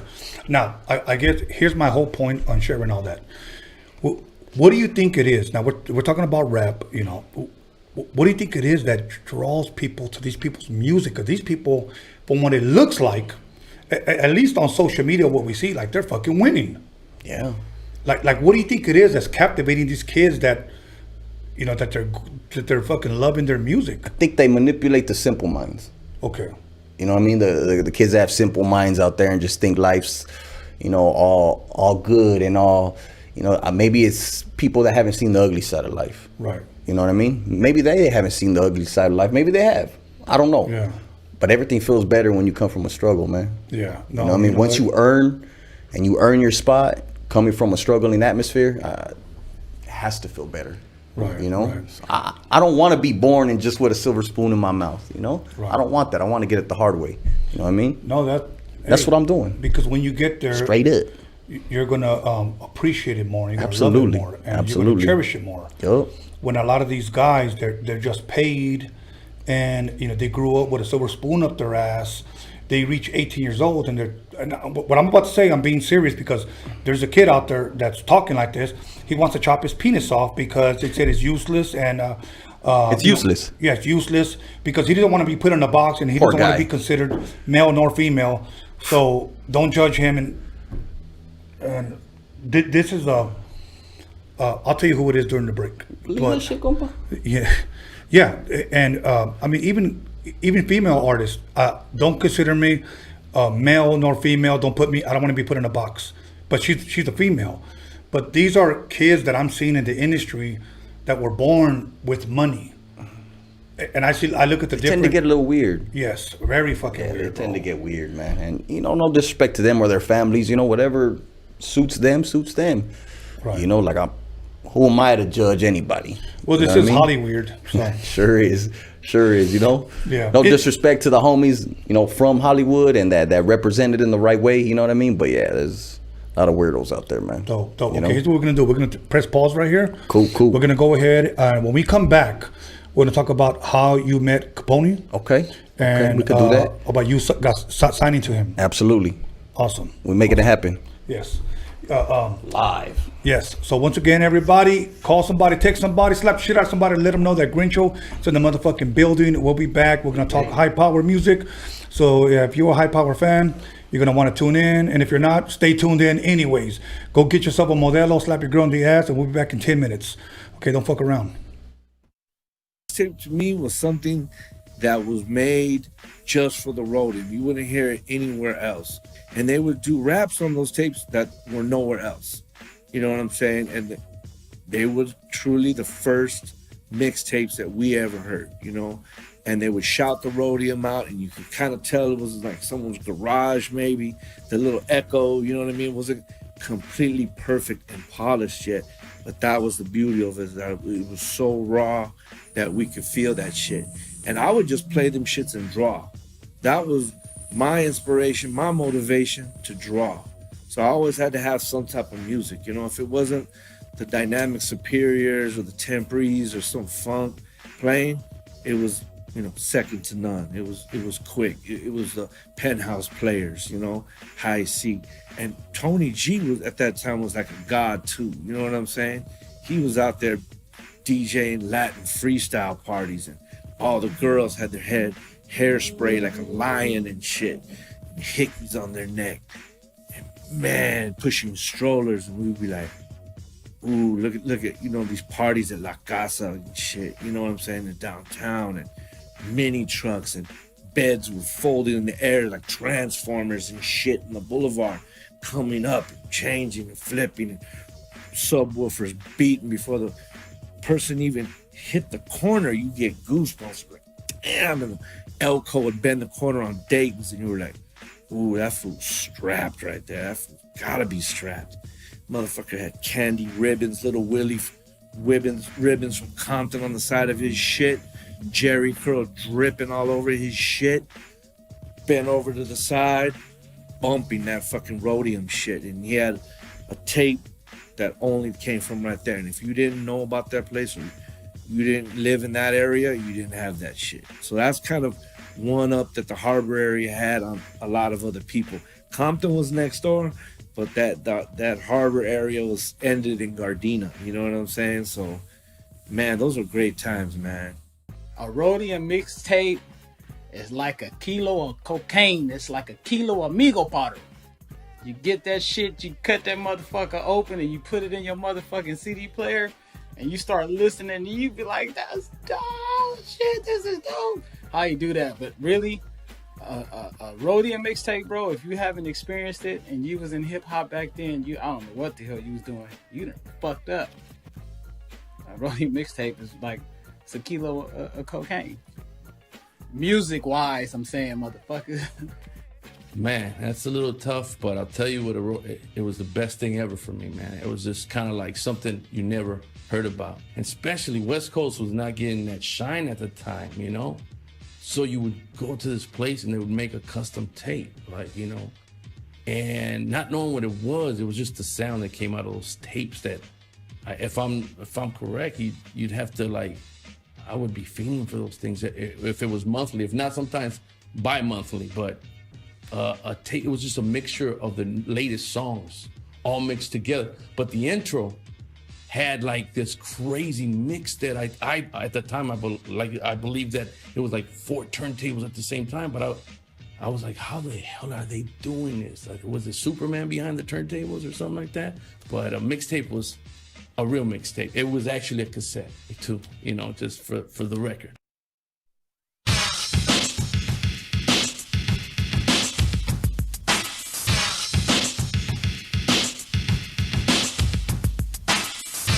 Somebody text somebody, slap the shit out of somebody. Let them know that Roadium Radio is live up in this biatch.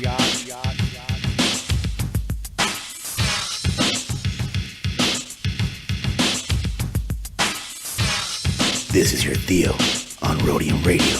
The panties are popping and it's non-stopping. Tony A. the Wizard.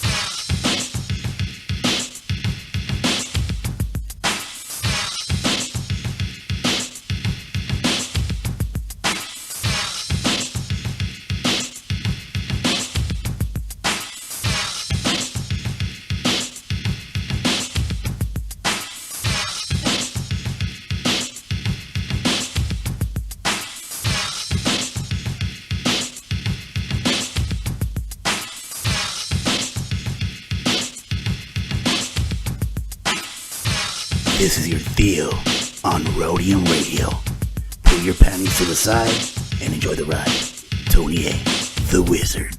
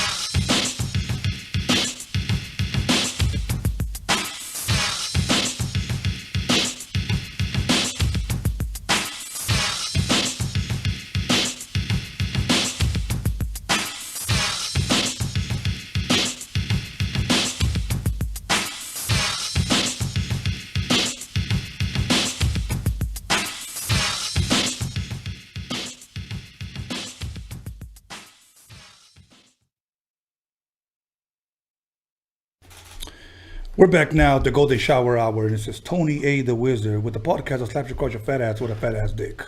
When Roadium Radio's popping, the panties are dropping.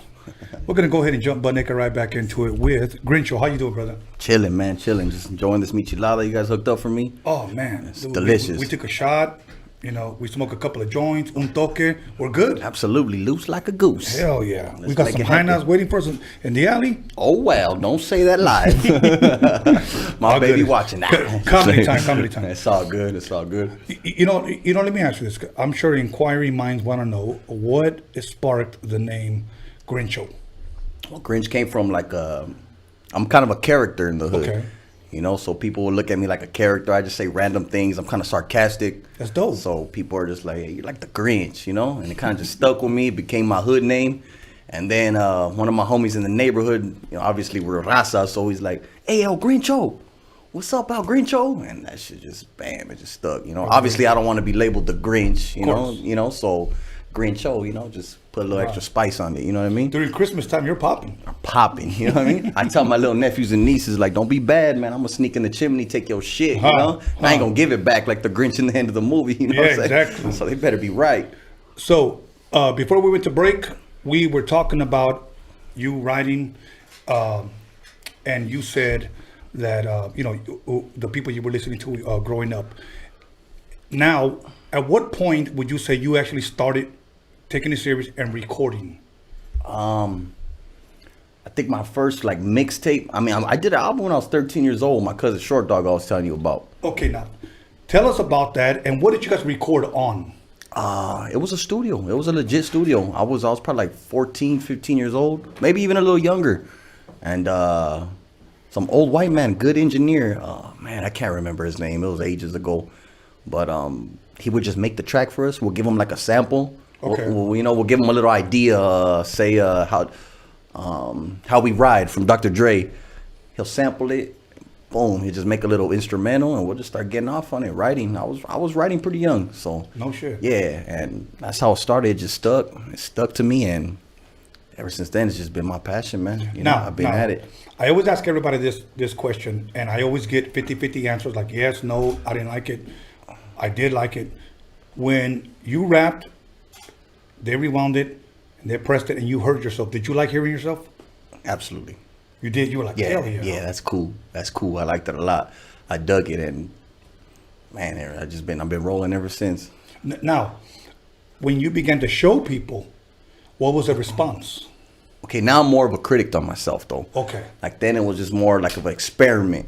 Okay. You know, I'm experimenting, so I let people hear it. And just people, as young as I am, they're in a little amazement because I was real young and I was able just to put little stories together. Yeah. So at the end of the day, I always got good feedback. At the end of the day, there's always people that I take criticism as a plus sometimes. Yeah. I want to know what I'm doing wrong. I want to perfect my craft. Yeah. So anybody that has something bad to say, I looked at it as a positive. So not too much bad responses, but anything that people elaborated on that I could do better, I'll take it under consideration and just try to perfect my craft. Kind of like how Kobe did, taking the same shot over and over at practice, waking up 4 a.m, just hungry to be good, hungry to be the best. That's awesome, bro. That's awesome. And Kobe was a big inspiration to a lot of us, bro. Absolutely. And you bringing them up, man, it's like... How can I not? It's still hard to swallow, man. Yeah. So, it's not like I ever met the dude. I know any of his family personally, but just it feels like we knew him. He brought us joy. Yeah.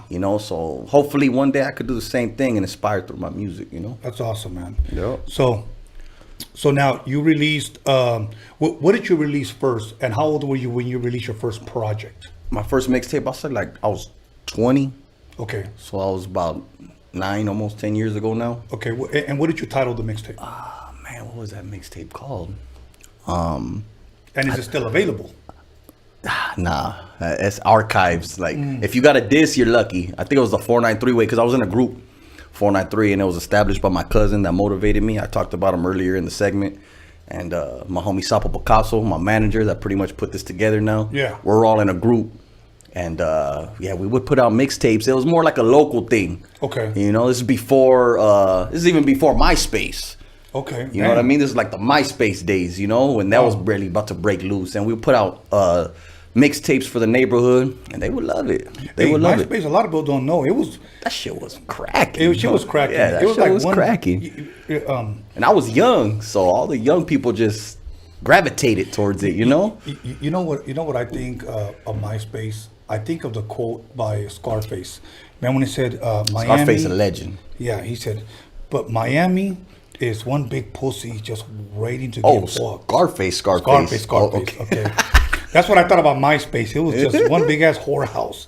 It was a party place, bro. Man, I ain't gonna comment on that. Yeah, we'll leave it at that. You're absolutely right. Like the party line. Do you remember that's the party what it was. line? Yes. Yeah. Well, I mean, I was young in those days, but I remember my brothers and my homies just being on the party line trying to get wahinas. And of course, where's the party at? You know what I mean? Spending about $30 on shoot the addy. You know what I mean? They go. The party gets raided. I'm gonna tell you what's the new party line. 90s, tell you right crazy, now. homie. I'm going to show you what's the new party line, okay? Talk to me, my boy. Okay. Right there. That's the new party line right there. Eso. And I like what I'm seeing. Yes. Roadium Radio is the new party line. That's what's up. Shout out. Come on here, not only to try to pick up, to try to get married, but just to talk shit. And to compliment. There's a lot of dudes that compliment. Some people, that's all they can do is talk a little shit. That's you know all. what I mean? That's all that's in them. Gotta walk it, though. Yeah. Gotta walk that lifestyle. So now, you released a couple of mixtapes. What was the response with those group mixtapes? Always had good responses. We would do a lot of shows at Sunset, Hollywood, and we would always get good feedback. That's when I knew, we had something. We had something. But eventually it broke off to, after those mixtapes came out, I started getting into a little bit of trouble. One of our members of the group passed away. He got killed. Shout out to my boy Shady Brown. Rest in peace. He's from San Gabriel. he got killed, and it kind of put a halt on everything we were doing because it was a big piece of the puzzle. And you know, he got killed, and then eventually I joined a neighborhood, and I started getting into trouble. So there was a good gap in between my 20s where I was just focused on the hood, and I was getting in trouble. I did a couple prison terms, and even in prison, like I would try to write, and I wasn't motivated. I had to come out and reestablish my motivation, you know, with people telling me, "Hey, Grinch, keep it going, what you're doing, fool, you slacking." Yeah, you know what I mean. So that's what inspired me again to start making music. And eventually it just branched out to a solo thing, you know? Yeah. Some of the other homies, you know, they got a little older, they got families.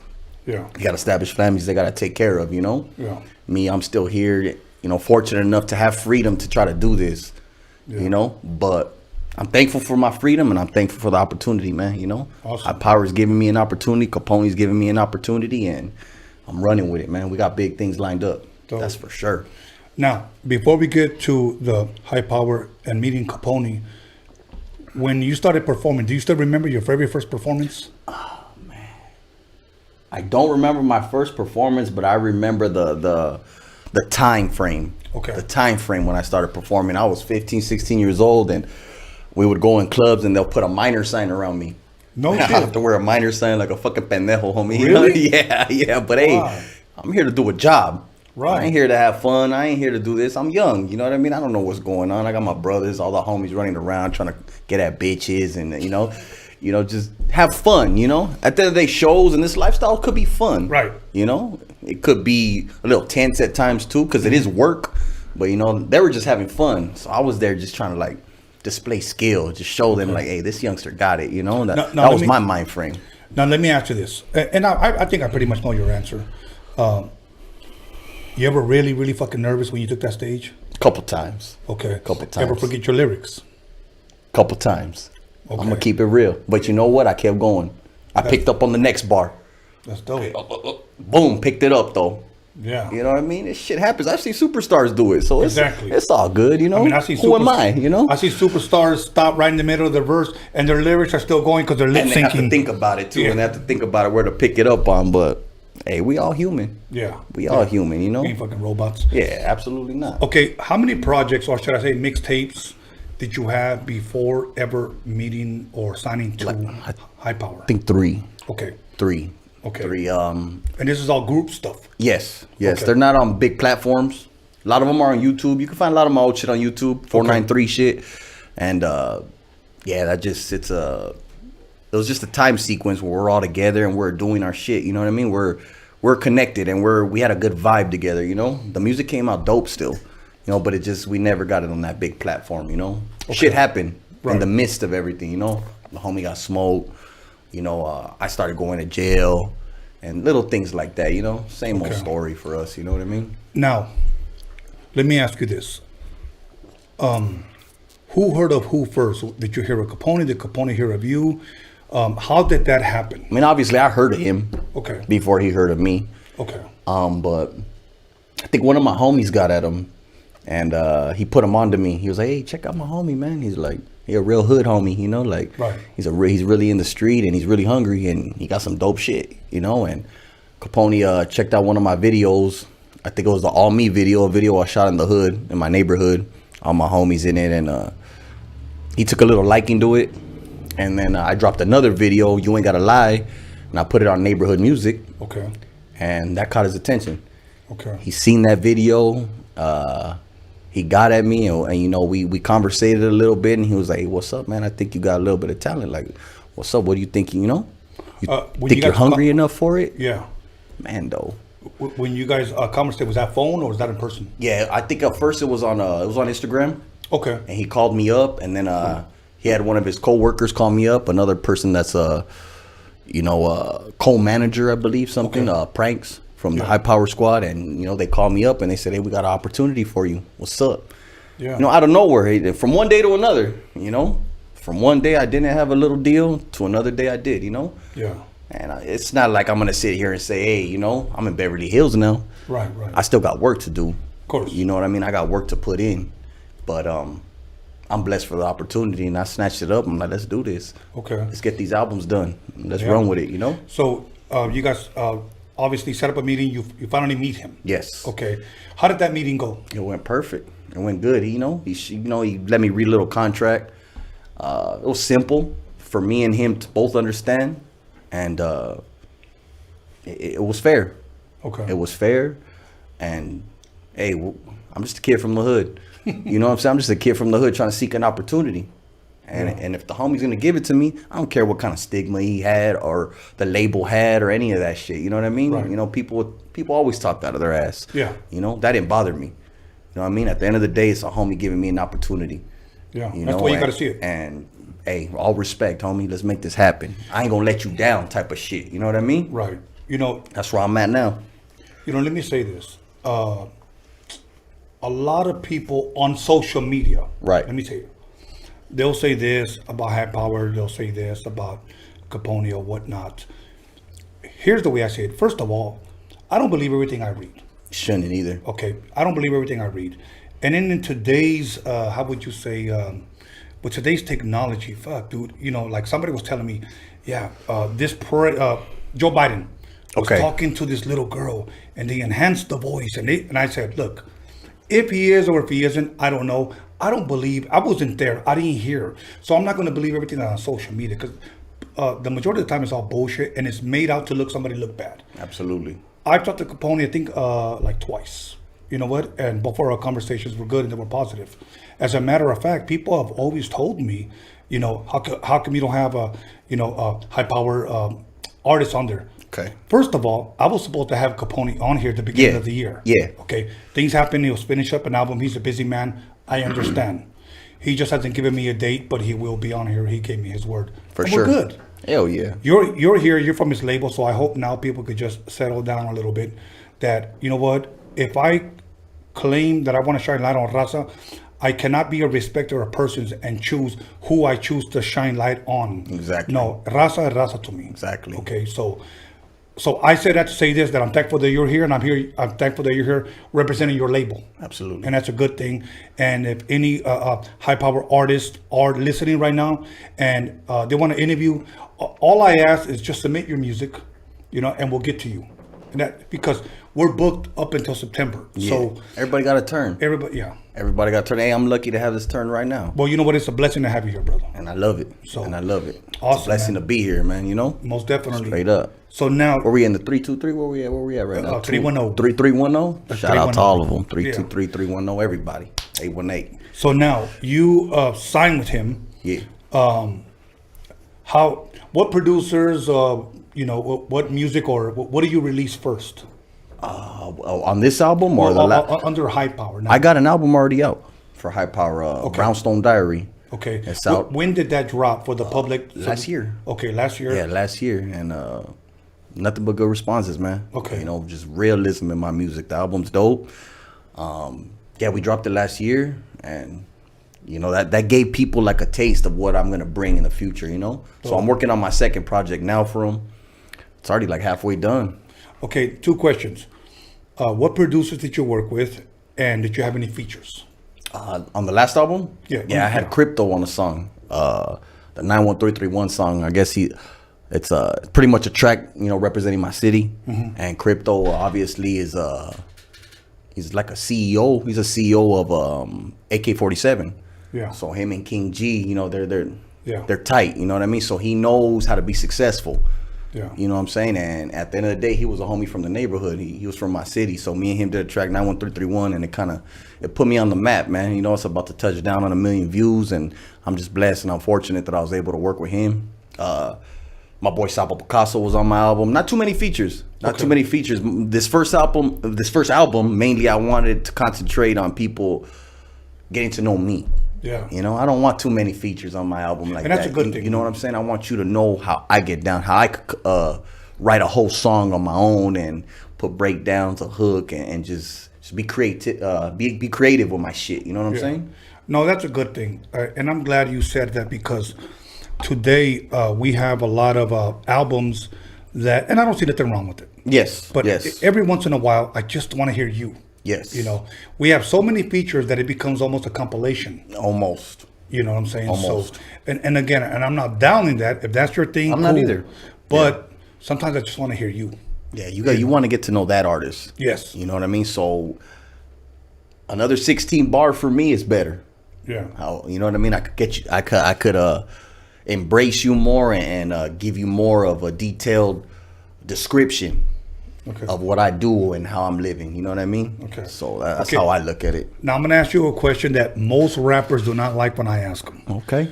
But You my boy. Ask it. Okay. Do you write all your lyrics? Every single one. Okay. Now the reason why I asked that is this, because can't see no other way, big dog. I just can't do it. The reason why I ask is this, because a lot of people, when they have, I've known a lot of Chicano rappers that have hits that were written by somebody else. Ooh.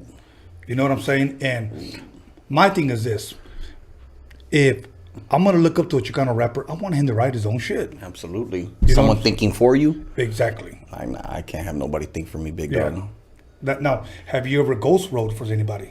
No, but that'll be something I'll be interested in. Okay. Yeah, because I write. Yeah. I write. That's my craft. That's what I do. Get in there, I lay it down. That's my shit. That's my pleasure, you know? Right. So if the situation comes and hey, I'm with it. Yeah, I'm with it. You know what I mean? That'll work. I've had a couple homies tell me to ghost write for them. You know what I'm saying? I think I'm gonna have to put them on one day. You know, ghost write a little beat for the homies. You know what I mean? Yeah. You know what, man? I see you sipping on that. Let me give you another beer. Is that cool? Yeah, absolutely. Okay, let me open it. Here you go. My man. Thank you, sir. Appreciate that. Now, let me ask you this: that album drops. For the last fans one? The last one? Well, yeah. Okay. The one we're still talking about. Okay. For the fans that may not know, any visuals? Yeah. I got I got 5 visuals to that album. On that album. Yeah, Okay. yeah. The last one, the last visual I did for that album was Lifers. Okay. Lifers. It's pretty much it's a basic visual of of a situation I've been through. If you haven't seen it, it's pretty much a video where I get snatched up from my house. Parole snatches That's me a up. dope ass video, bro. You know which one I'm talking about, Big Yeah, Dog? of course. Yeah. Well, that was the last video I did for that album. So all these next ones will be on my next project. Okay. But that's the last video I did for that album, and it's been highly successful. 150,000 views, nothing major, I'm just a kid from 150,000? Pacoima, homie, Hey, I don't even know 150,000 people, homie, you know what I'm saying? Hey, So, 150,000. it is what it is, Now, for those that may not know or want to see that video, your Instagram has been popping up. They can go to your Instagram, and the link is in your bio. Yes. And that's where you see the video. Yes. Dope video. I enjoyed it. I liked it. I like visuals, bro. Yeah. Like, I really do. Gotta have them. Years ago, I found out that 90% of the learning comes through the eyes. Yeah. So that means people like to see and learn. Absolutely. So when I saw that video, I was like, this shit is fucking dope. You Cool. know? Cool. It's just dope, man. Cool. So how successful was that album for you? I could do better. Okay, that's good. I could do better. It got my feet wet. Yeah. That was my first solo project ever in my life. Really? Like I said before, I was in a group. Yeah. So it was easier in a group. I just need to write a verse. Yeah. How easy is that? So this one was more me putting my effort into it. Yeah. E for effort on this one. Yeah. You know what I'm saying? Like it was more me putting my effort and me putting my creativity into it. Me sitting down alone and just letting my creativity fly, man. Okay. So it's accomplished. No matter what, even if the numbers didn't do great or whatever, obviously I'm not a millionaire sitting here, but you know what? It got my feet in the door, and they see me repping the label, and the sky's the limit now. Yeah. So sky's the limit now. This project, I'm determined for this project to top it, and that's my outlook on things. Now that song that the Lifers, the album that the Lifers is on. Mm-hmm. How many different producers did you work with? Man, that album was just really one producer. Really? Maybe 2. I think there's maybe one song from another producer. Mm-hmm. That's the homie Petey Beats. He's another homie from the city, and he produced the whole album. Man, he's hot. Dope. Yeah, he's hot. And it was I'm all in-house. Yeah, and up. I'm glad you're giving him a shout out so that way people can reach out to you. For sure. Now, what off that album?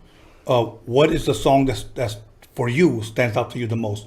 Let me tell you why I asked. When one of the last conversations that I had with Dre was in, I want to say 1991 when the Chronic album dropped, And I asked him 2 questions.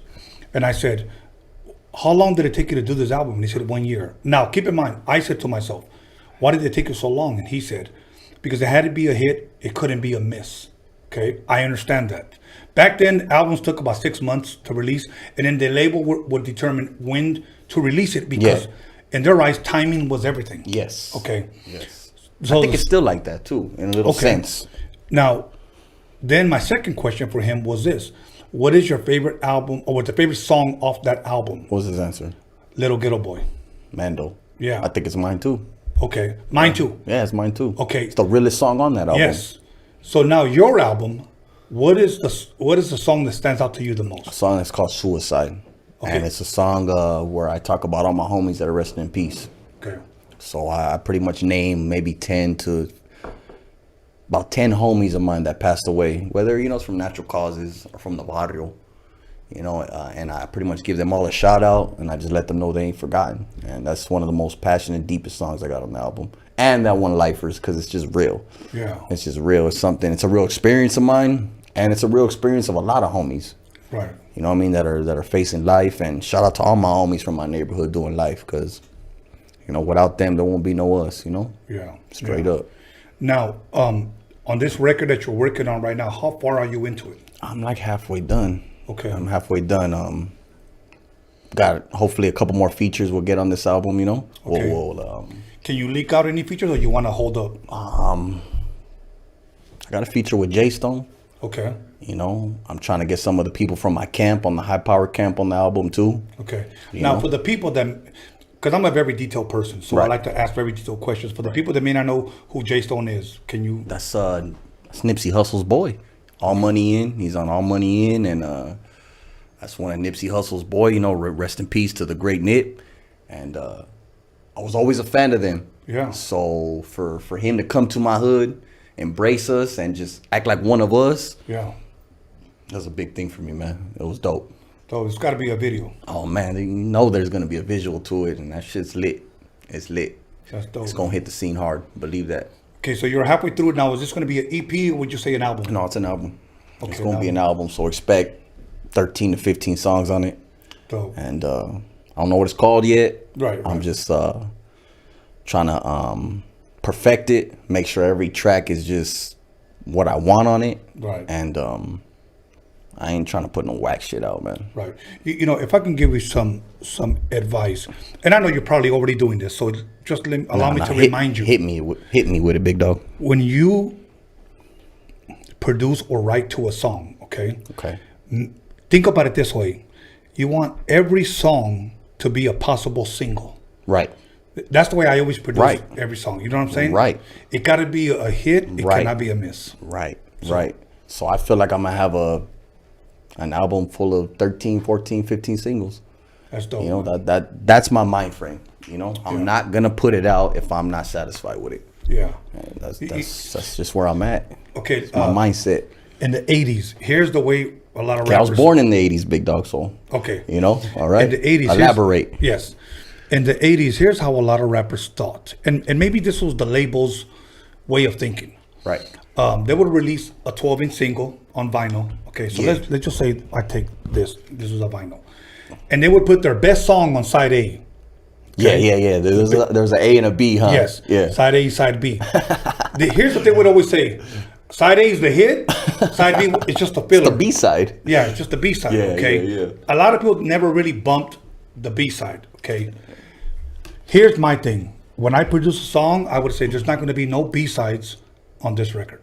That's right. Everything's an A side. Everything's an A side. That's what's up. So you got to bring your A game. And you know who really brought that out to life is when Tupac did that double album. Yeah. All Eyes on Me. Because the second motherfucking disc was just as good as the first. Yes. Right. And when I heard that disc, I was when I got into that disc, I was 18, 19 already. So I studied it. And the first disc was awesome. Yeah. The second disc was just as good. That's when I knew, all right, this guy's great. Yeah. And that's not just good. You're great. Yeah. And that's the steps I wanted to follow in, Now, let me ask you this. What do you think it is, man, that Raza finds or sees in Tupac that we're so connected to that dude, man? I mean, he would just bring it up though. He would bring us up. He would put shine on our struggle and our raza because he's been through it and he's seen it too coming to Cali, you know? Yeah. Obviously, Pac wasn't from Cali. Right. You know, if anybody knows his story, they know he's not from Cali. He came to Cali and he gained his style. Yeah. You know what I mean? No disrespect to him. You know, Of course. everybody knew Pac wasn't from the West Coast. Right. But he came over here and he seen something in our culture. He seen something in our culture that was just, it was deeper than music. Dude, he said some of the most powerful words, bro. You know, and I'm influenced by it. Yeah. You know what I'm saying? Generations are going to be influenced by it, bro. Exactly. You know, and Exactly. before him, I would have to say the other person, for me, Yeah. and a lot of people will say it'll be Eazy-E. That's cool. You know, because he loved Raza as well. You know. And he was real. Yeah, of course. He was a real one. Yeah. I sat right here with Cole 187 from Above the Law because I recorded the same Dope. studio with him. Yeah. They were the And, shit. They were yeah, the shit. dude. Over the Law was hard. And he said that Easy saw something in Raza. That's why he signed Brownside. You know. Yeah. You're right, huh? Yeah. You know what? I And that's- forgot about that. Yeah, that's why he signed them. You know, so, but there was a time where Raza was on the rise, I believe. And then for some reason, again, my humble opinion, it stopped for a little bit. Yeah. You know. Yeah. And that's what I wanted to ask you. First of all, twofold question. Do you consider yourself a Chicano rapper? I consider myself a Chicano rapper, yeah, because I'm Chicano. Of course. And I do my shit.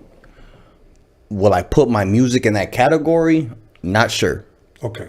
Not sure. And that's no disrespect to any of the homies that are labeled Chicano rap or anything. That I just feel what I do is just a little different. Okay. But the stories that I'm telling, you could call it Chicano rap because the stories that I'm telling are graphic and it's what a Chicano goes through every day. Right. You know, but from the stereotype of what Chicano rap sounds like my shit don't sound like that. Okay. You know what I mean? And that's no disrespect to them because I am a Chicano rapper. You know, Right. I'm Mexican. Right. You know, but I don't want to be, how can I say this? You know, I don't want to just be narrowed down into a sound Right. where I stay in a bubble. Yeah. You know what I'm saying, homie? I want to branch. I want everybody to get a little glimpse of what I could do. You know what I mean? I don't care, you Chicano, black, white, Asian. I want everybody to know what I'm capable of, you know? That's dope. And I want to speak for everybody, too, because we're not the only ones in a struggle. Absolutely. You know what I'm saying? It's not just the Razas, it's not just the blacks, you know? A lot of people struggle from different ethnicities and different races, you know? Yeah. And if they could relate to it, fuck with me. You know what I'm saying, homie? Fuck with me, my man, you know? That's dope, my brother. Straight That's up. dope. That's Straight dope. up. Okay, so here we go. Now, the next one is this. Why do you think a Chicano rapper, a person who considers himself a Chicano rapper, has never ever made it to the stature of a DJ Quick, a Game, a Eazy-E, a Snoop? Because they just stay in that bubble. They don't, you know, they keep giving people, they keep giving their fan base what they want. But sometimes you got to give a different fan base something too. You know, if you really want to be successful, and I'm not saying the homies in the Chicano rap game ain't successful. Right. Because a lot of them are, and we could name 10, 15 of them Right. that are successful as hell. You know what I'm saying? But I don't want to be in that same bubble. Right. You want to expand. I want to expand. I want everybody to fuck with my shit. You know, and so far it feels like I'm on the right track, big dog. Awesome. You know, so far. Awesome. You know, so I just gotta keep the gas on it, you know? That's it. The pedal to the metal, you know? Pedal to the metal. Burn Absolutely. rubber on me. Burn rubber on a fake motherfucker, you know? That's dope, man. Listen, let me tell you something. I've enjoyed my time with you, brother. Likewise, man. Hell yeah, it's been a blast. But let me tell you something. Is there anything that I didn't ask you that I should have asked you? Anything you want to bring up, we could do it right now.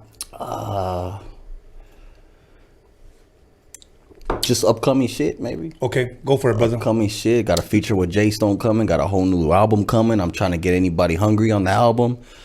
And I'm just trying to hit from every direction, big dog. You know, I'm just trying to influence, you know, for the good. I know my stories are harsh. And I know I just elaborate on real shit.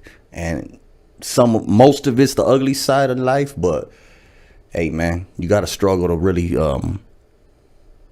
appreciate the grind and appreciate the success, man. You got to struggle a little bit, you know? Yeah, that's true. Now, Can we expect your album out this year? Yep. Or okay. Yep. Okay. Yep. At the end of the year. End of the year. Right by Christmas. Christmas time. You know what I'm saying? Grinch-O time. You know, Christmas time. I'm gonna steal everybody's customers. Yeah, a nice what is it called? Stocking stuffer. Nice stocking stuffer. Slip it in there because we're gonna make hard copies. We're gonna do all that. Hell yeah! It's gonna be on all the platforms. There gonna be videos out. The first single was "Never Be." It's out right now. "Never Be." It's a song I just did. I did a video on my neighborhood. That's out right now. Go run them views up, and that's gonna be a little taste of what the album's gonna bring. That's awesome, man. That's awesome. Okay, so at this time, any shout outs you want to give? Everybody, Capone, the whole high power camp, my family, my neighborhood, and everybody that's been down with me since day one.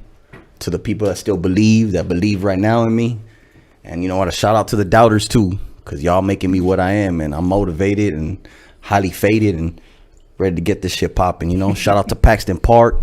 Those are my boys right there, all my gente, La Bamba, Richie Valens, everybody, all my family, all my homies from my barrio. Shout out to everybody. Shout out to, you know, Roadium Radio. Roadium Radio for giving me this opportunity. The homie Tony.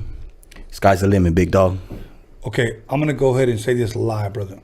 Anything that I can do to help you when your record drops or whatever, you let me know. We'll come back and promote it. Hell yeah. You know, highly appreciate honestly, you, man. Let me know, bro. Because to me, it's very important that people know that you were the first, you know, high power artist on here. Okay. That's what's up. You know, and again, I want to stress this. That's special, homie. You know, I don't want to show favoritism towards anybody. Everybody's welcome, bro. Yeah. Everybody's welcome. Because again, for a while, people were saying you're not inviting any high power. You know. Here you are, and you know what? Eventually, I'm gonna have another guy, but just don't say the name if you know who it is. But somebody else is coming here from high power. Let's break that chain. Yeah, gotta break chains sometimes. Absolutely, brother. So, other than that, man, thank you very much for coming. I appreciate you, man. We had a dope conversation. You were a dope interviewer, bro. Hell yeah, this shit was fun, man. I had a blast. You made my job easy, brother. For sure, you made mine easy too, big dog. So, okay, everybody. Once again, his Instagram's been popping up. You can follow him. You can go to his bio and check out the video that he was talking about lifers. Correct? Yes, sir. Yes, sir. So, anyway, let's get it in. At this time, let me go ahead. Can I get that shot, big dog, or what's up? That's just staring at me. Or is that for you? No. Go for it. Go right there, I'm bro. just playing. Go for it, man. Kill it. For sure. Okay. Hey, everybody. Freaky Tales Podcast. Make sure you subscribe. Freaky Tales Podcast on YouTube, and you spell Tales with a Z. Okay. You can also follow us on Freaky Tales Podcast on Instagram. And other than that, again, for the people that have been asking, can you still donate to the Chicano Rap documentary? Yes, it's on my bio, on Facebook, on Instagram, and it's on the description here on this video. You can still, and the incentives are still the same. You can still get your name on the documentary. You can still get your DOCUMIXERY for free. Oh, and by the way, we're gonna get the DOCUMIXERY Blu-rays pressed up soon, so hopefully in about a week or two they'll be available. So I'll keep everybody posted. Sure. Yeah, most definitely. This is West Coast hip hop history, and I said this plenty of times before.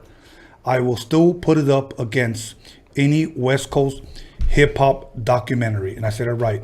I will still put this up against any West Coast hip hop documentary.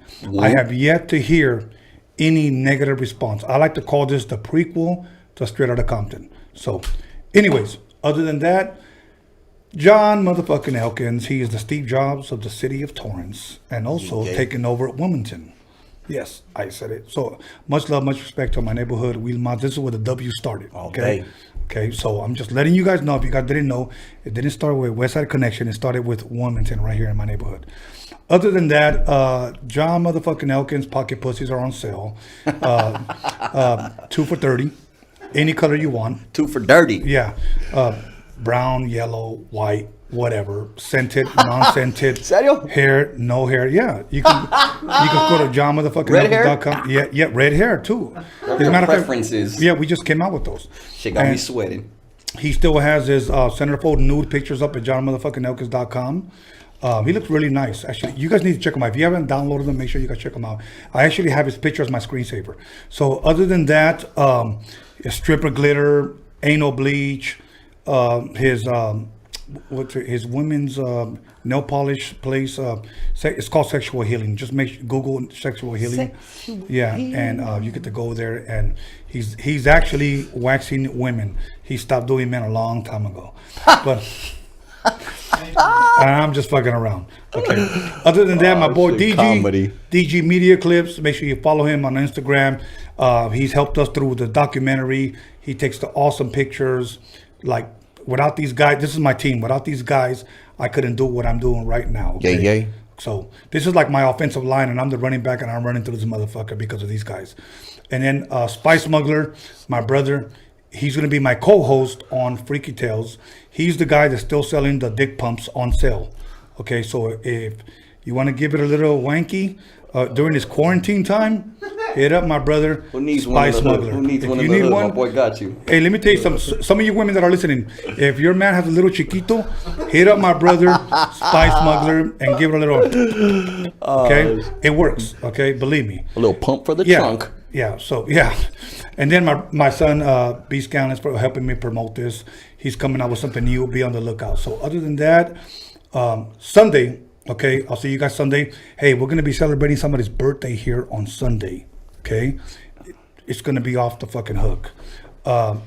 If you think the live chat has been lit through all these shows, Sunday is gonna top all of them. I'm telling you. You'll be surprised who it is tomorrow morning once I post it on YouTube, Facebook, Instagram. Much love to everybody. Who's that? Birthday in the house. Birthday. My birthday boy. Give me your name give me your exact name so I can give it, brother. Maniac from Pacoima? Paxton Brownstone. Yes. That's right. Happy That's right. birthday, Issa. That's right. You know what? Growing up, I had I think his name was Mario, I believe. And he used to be from a town called Pacas. That's my town. It's funny because he grew up in Wilmington, but he's always claimed Pacas. That's what's up. So much love to Pacas. Hey, much love and much real respect. recognizes real, big dog. Absolutely, my brother. Thank you for having me, man. Absolutely, Straight brother. up. You guys stay blessed. See you guys Sunday. Don't fuck around. Subscribe to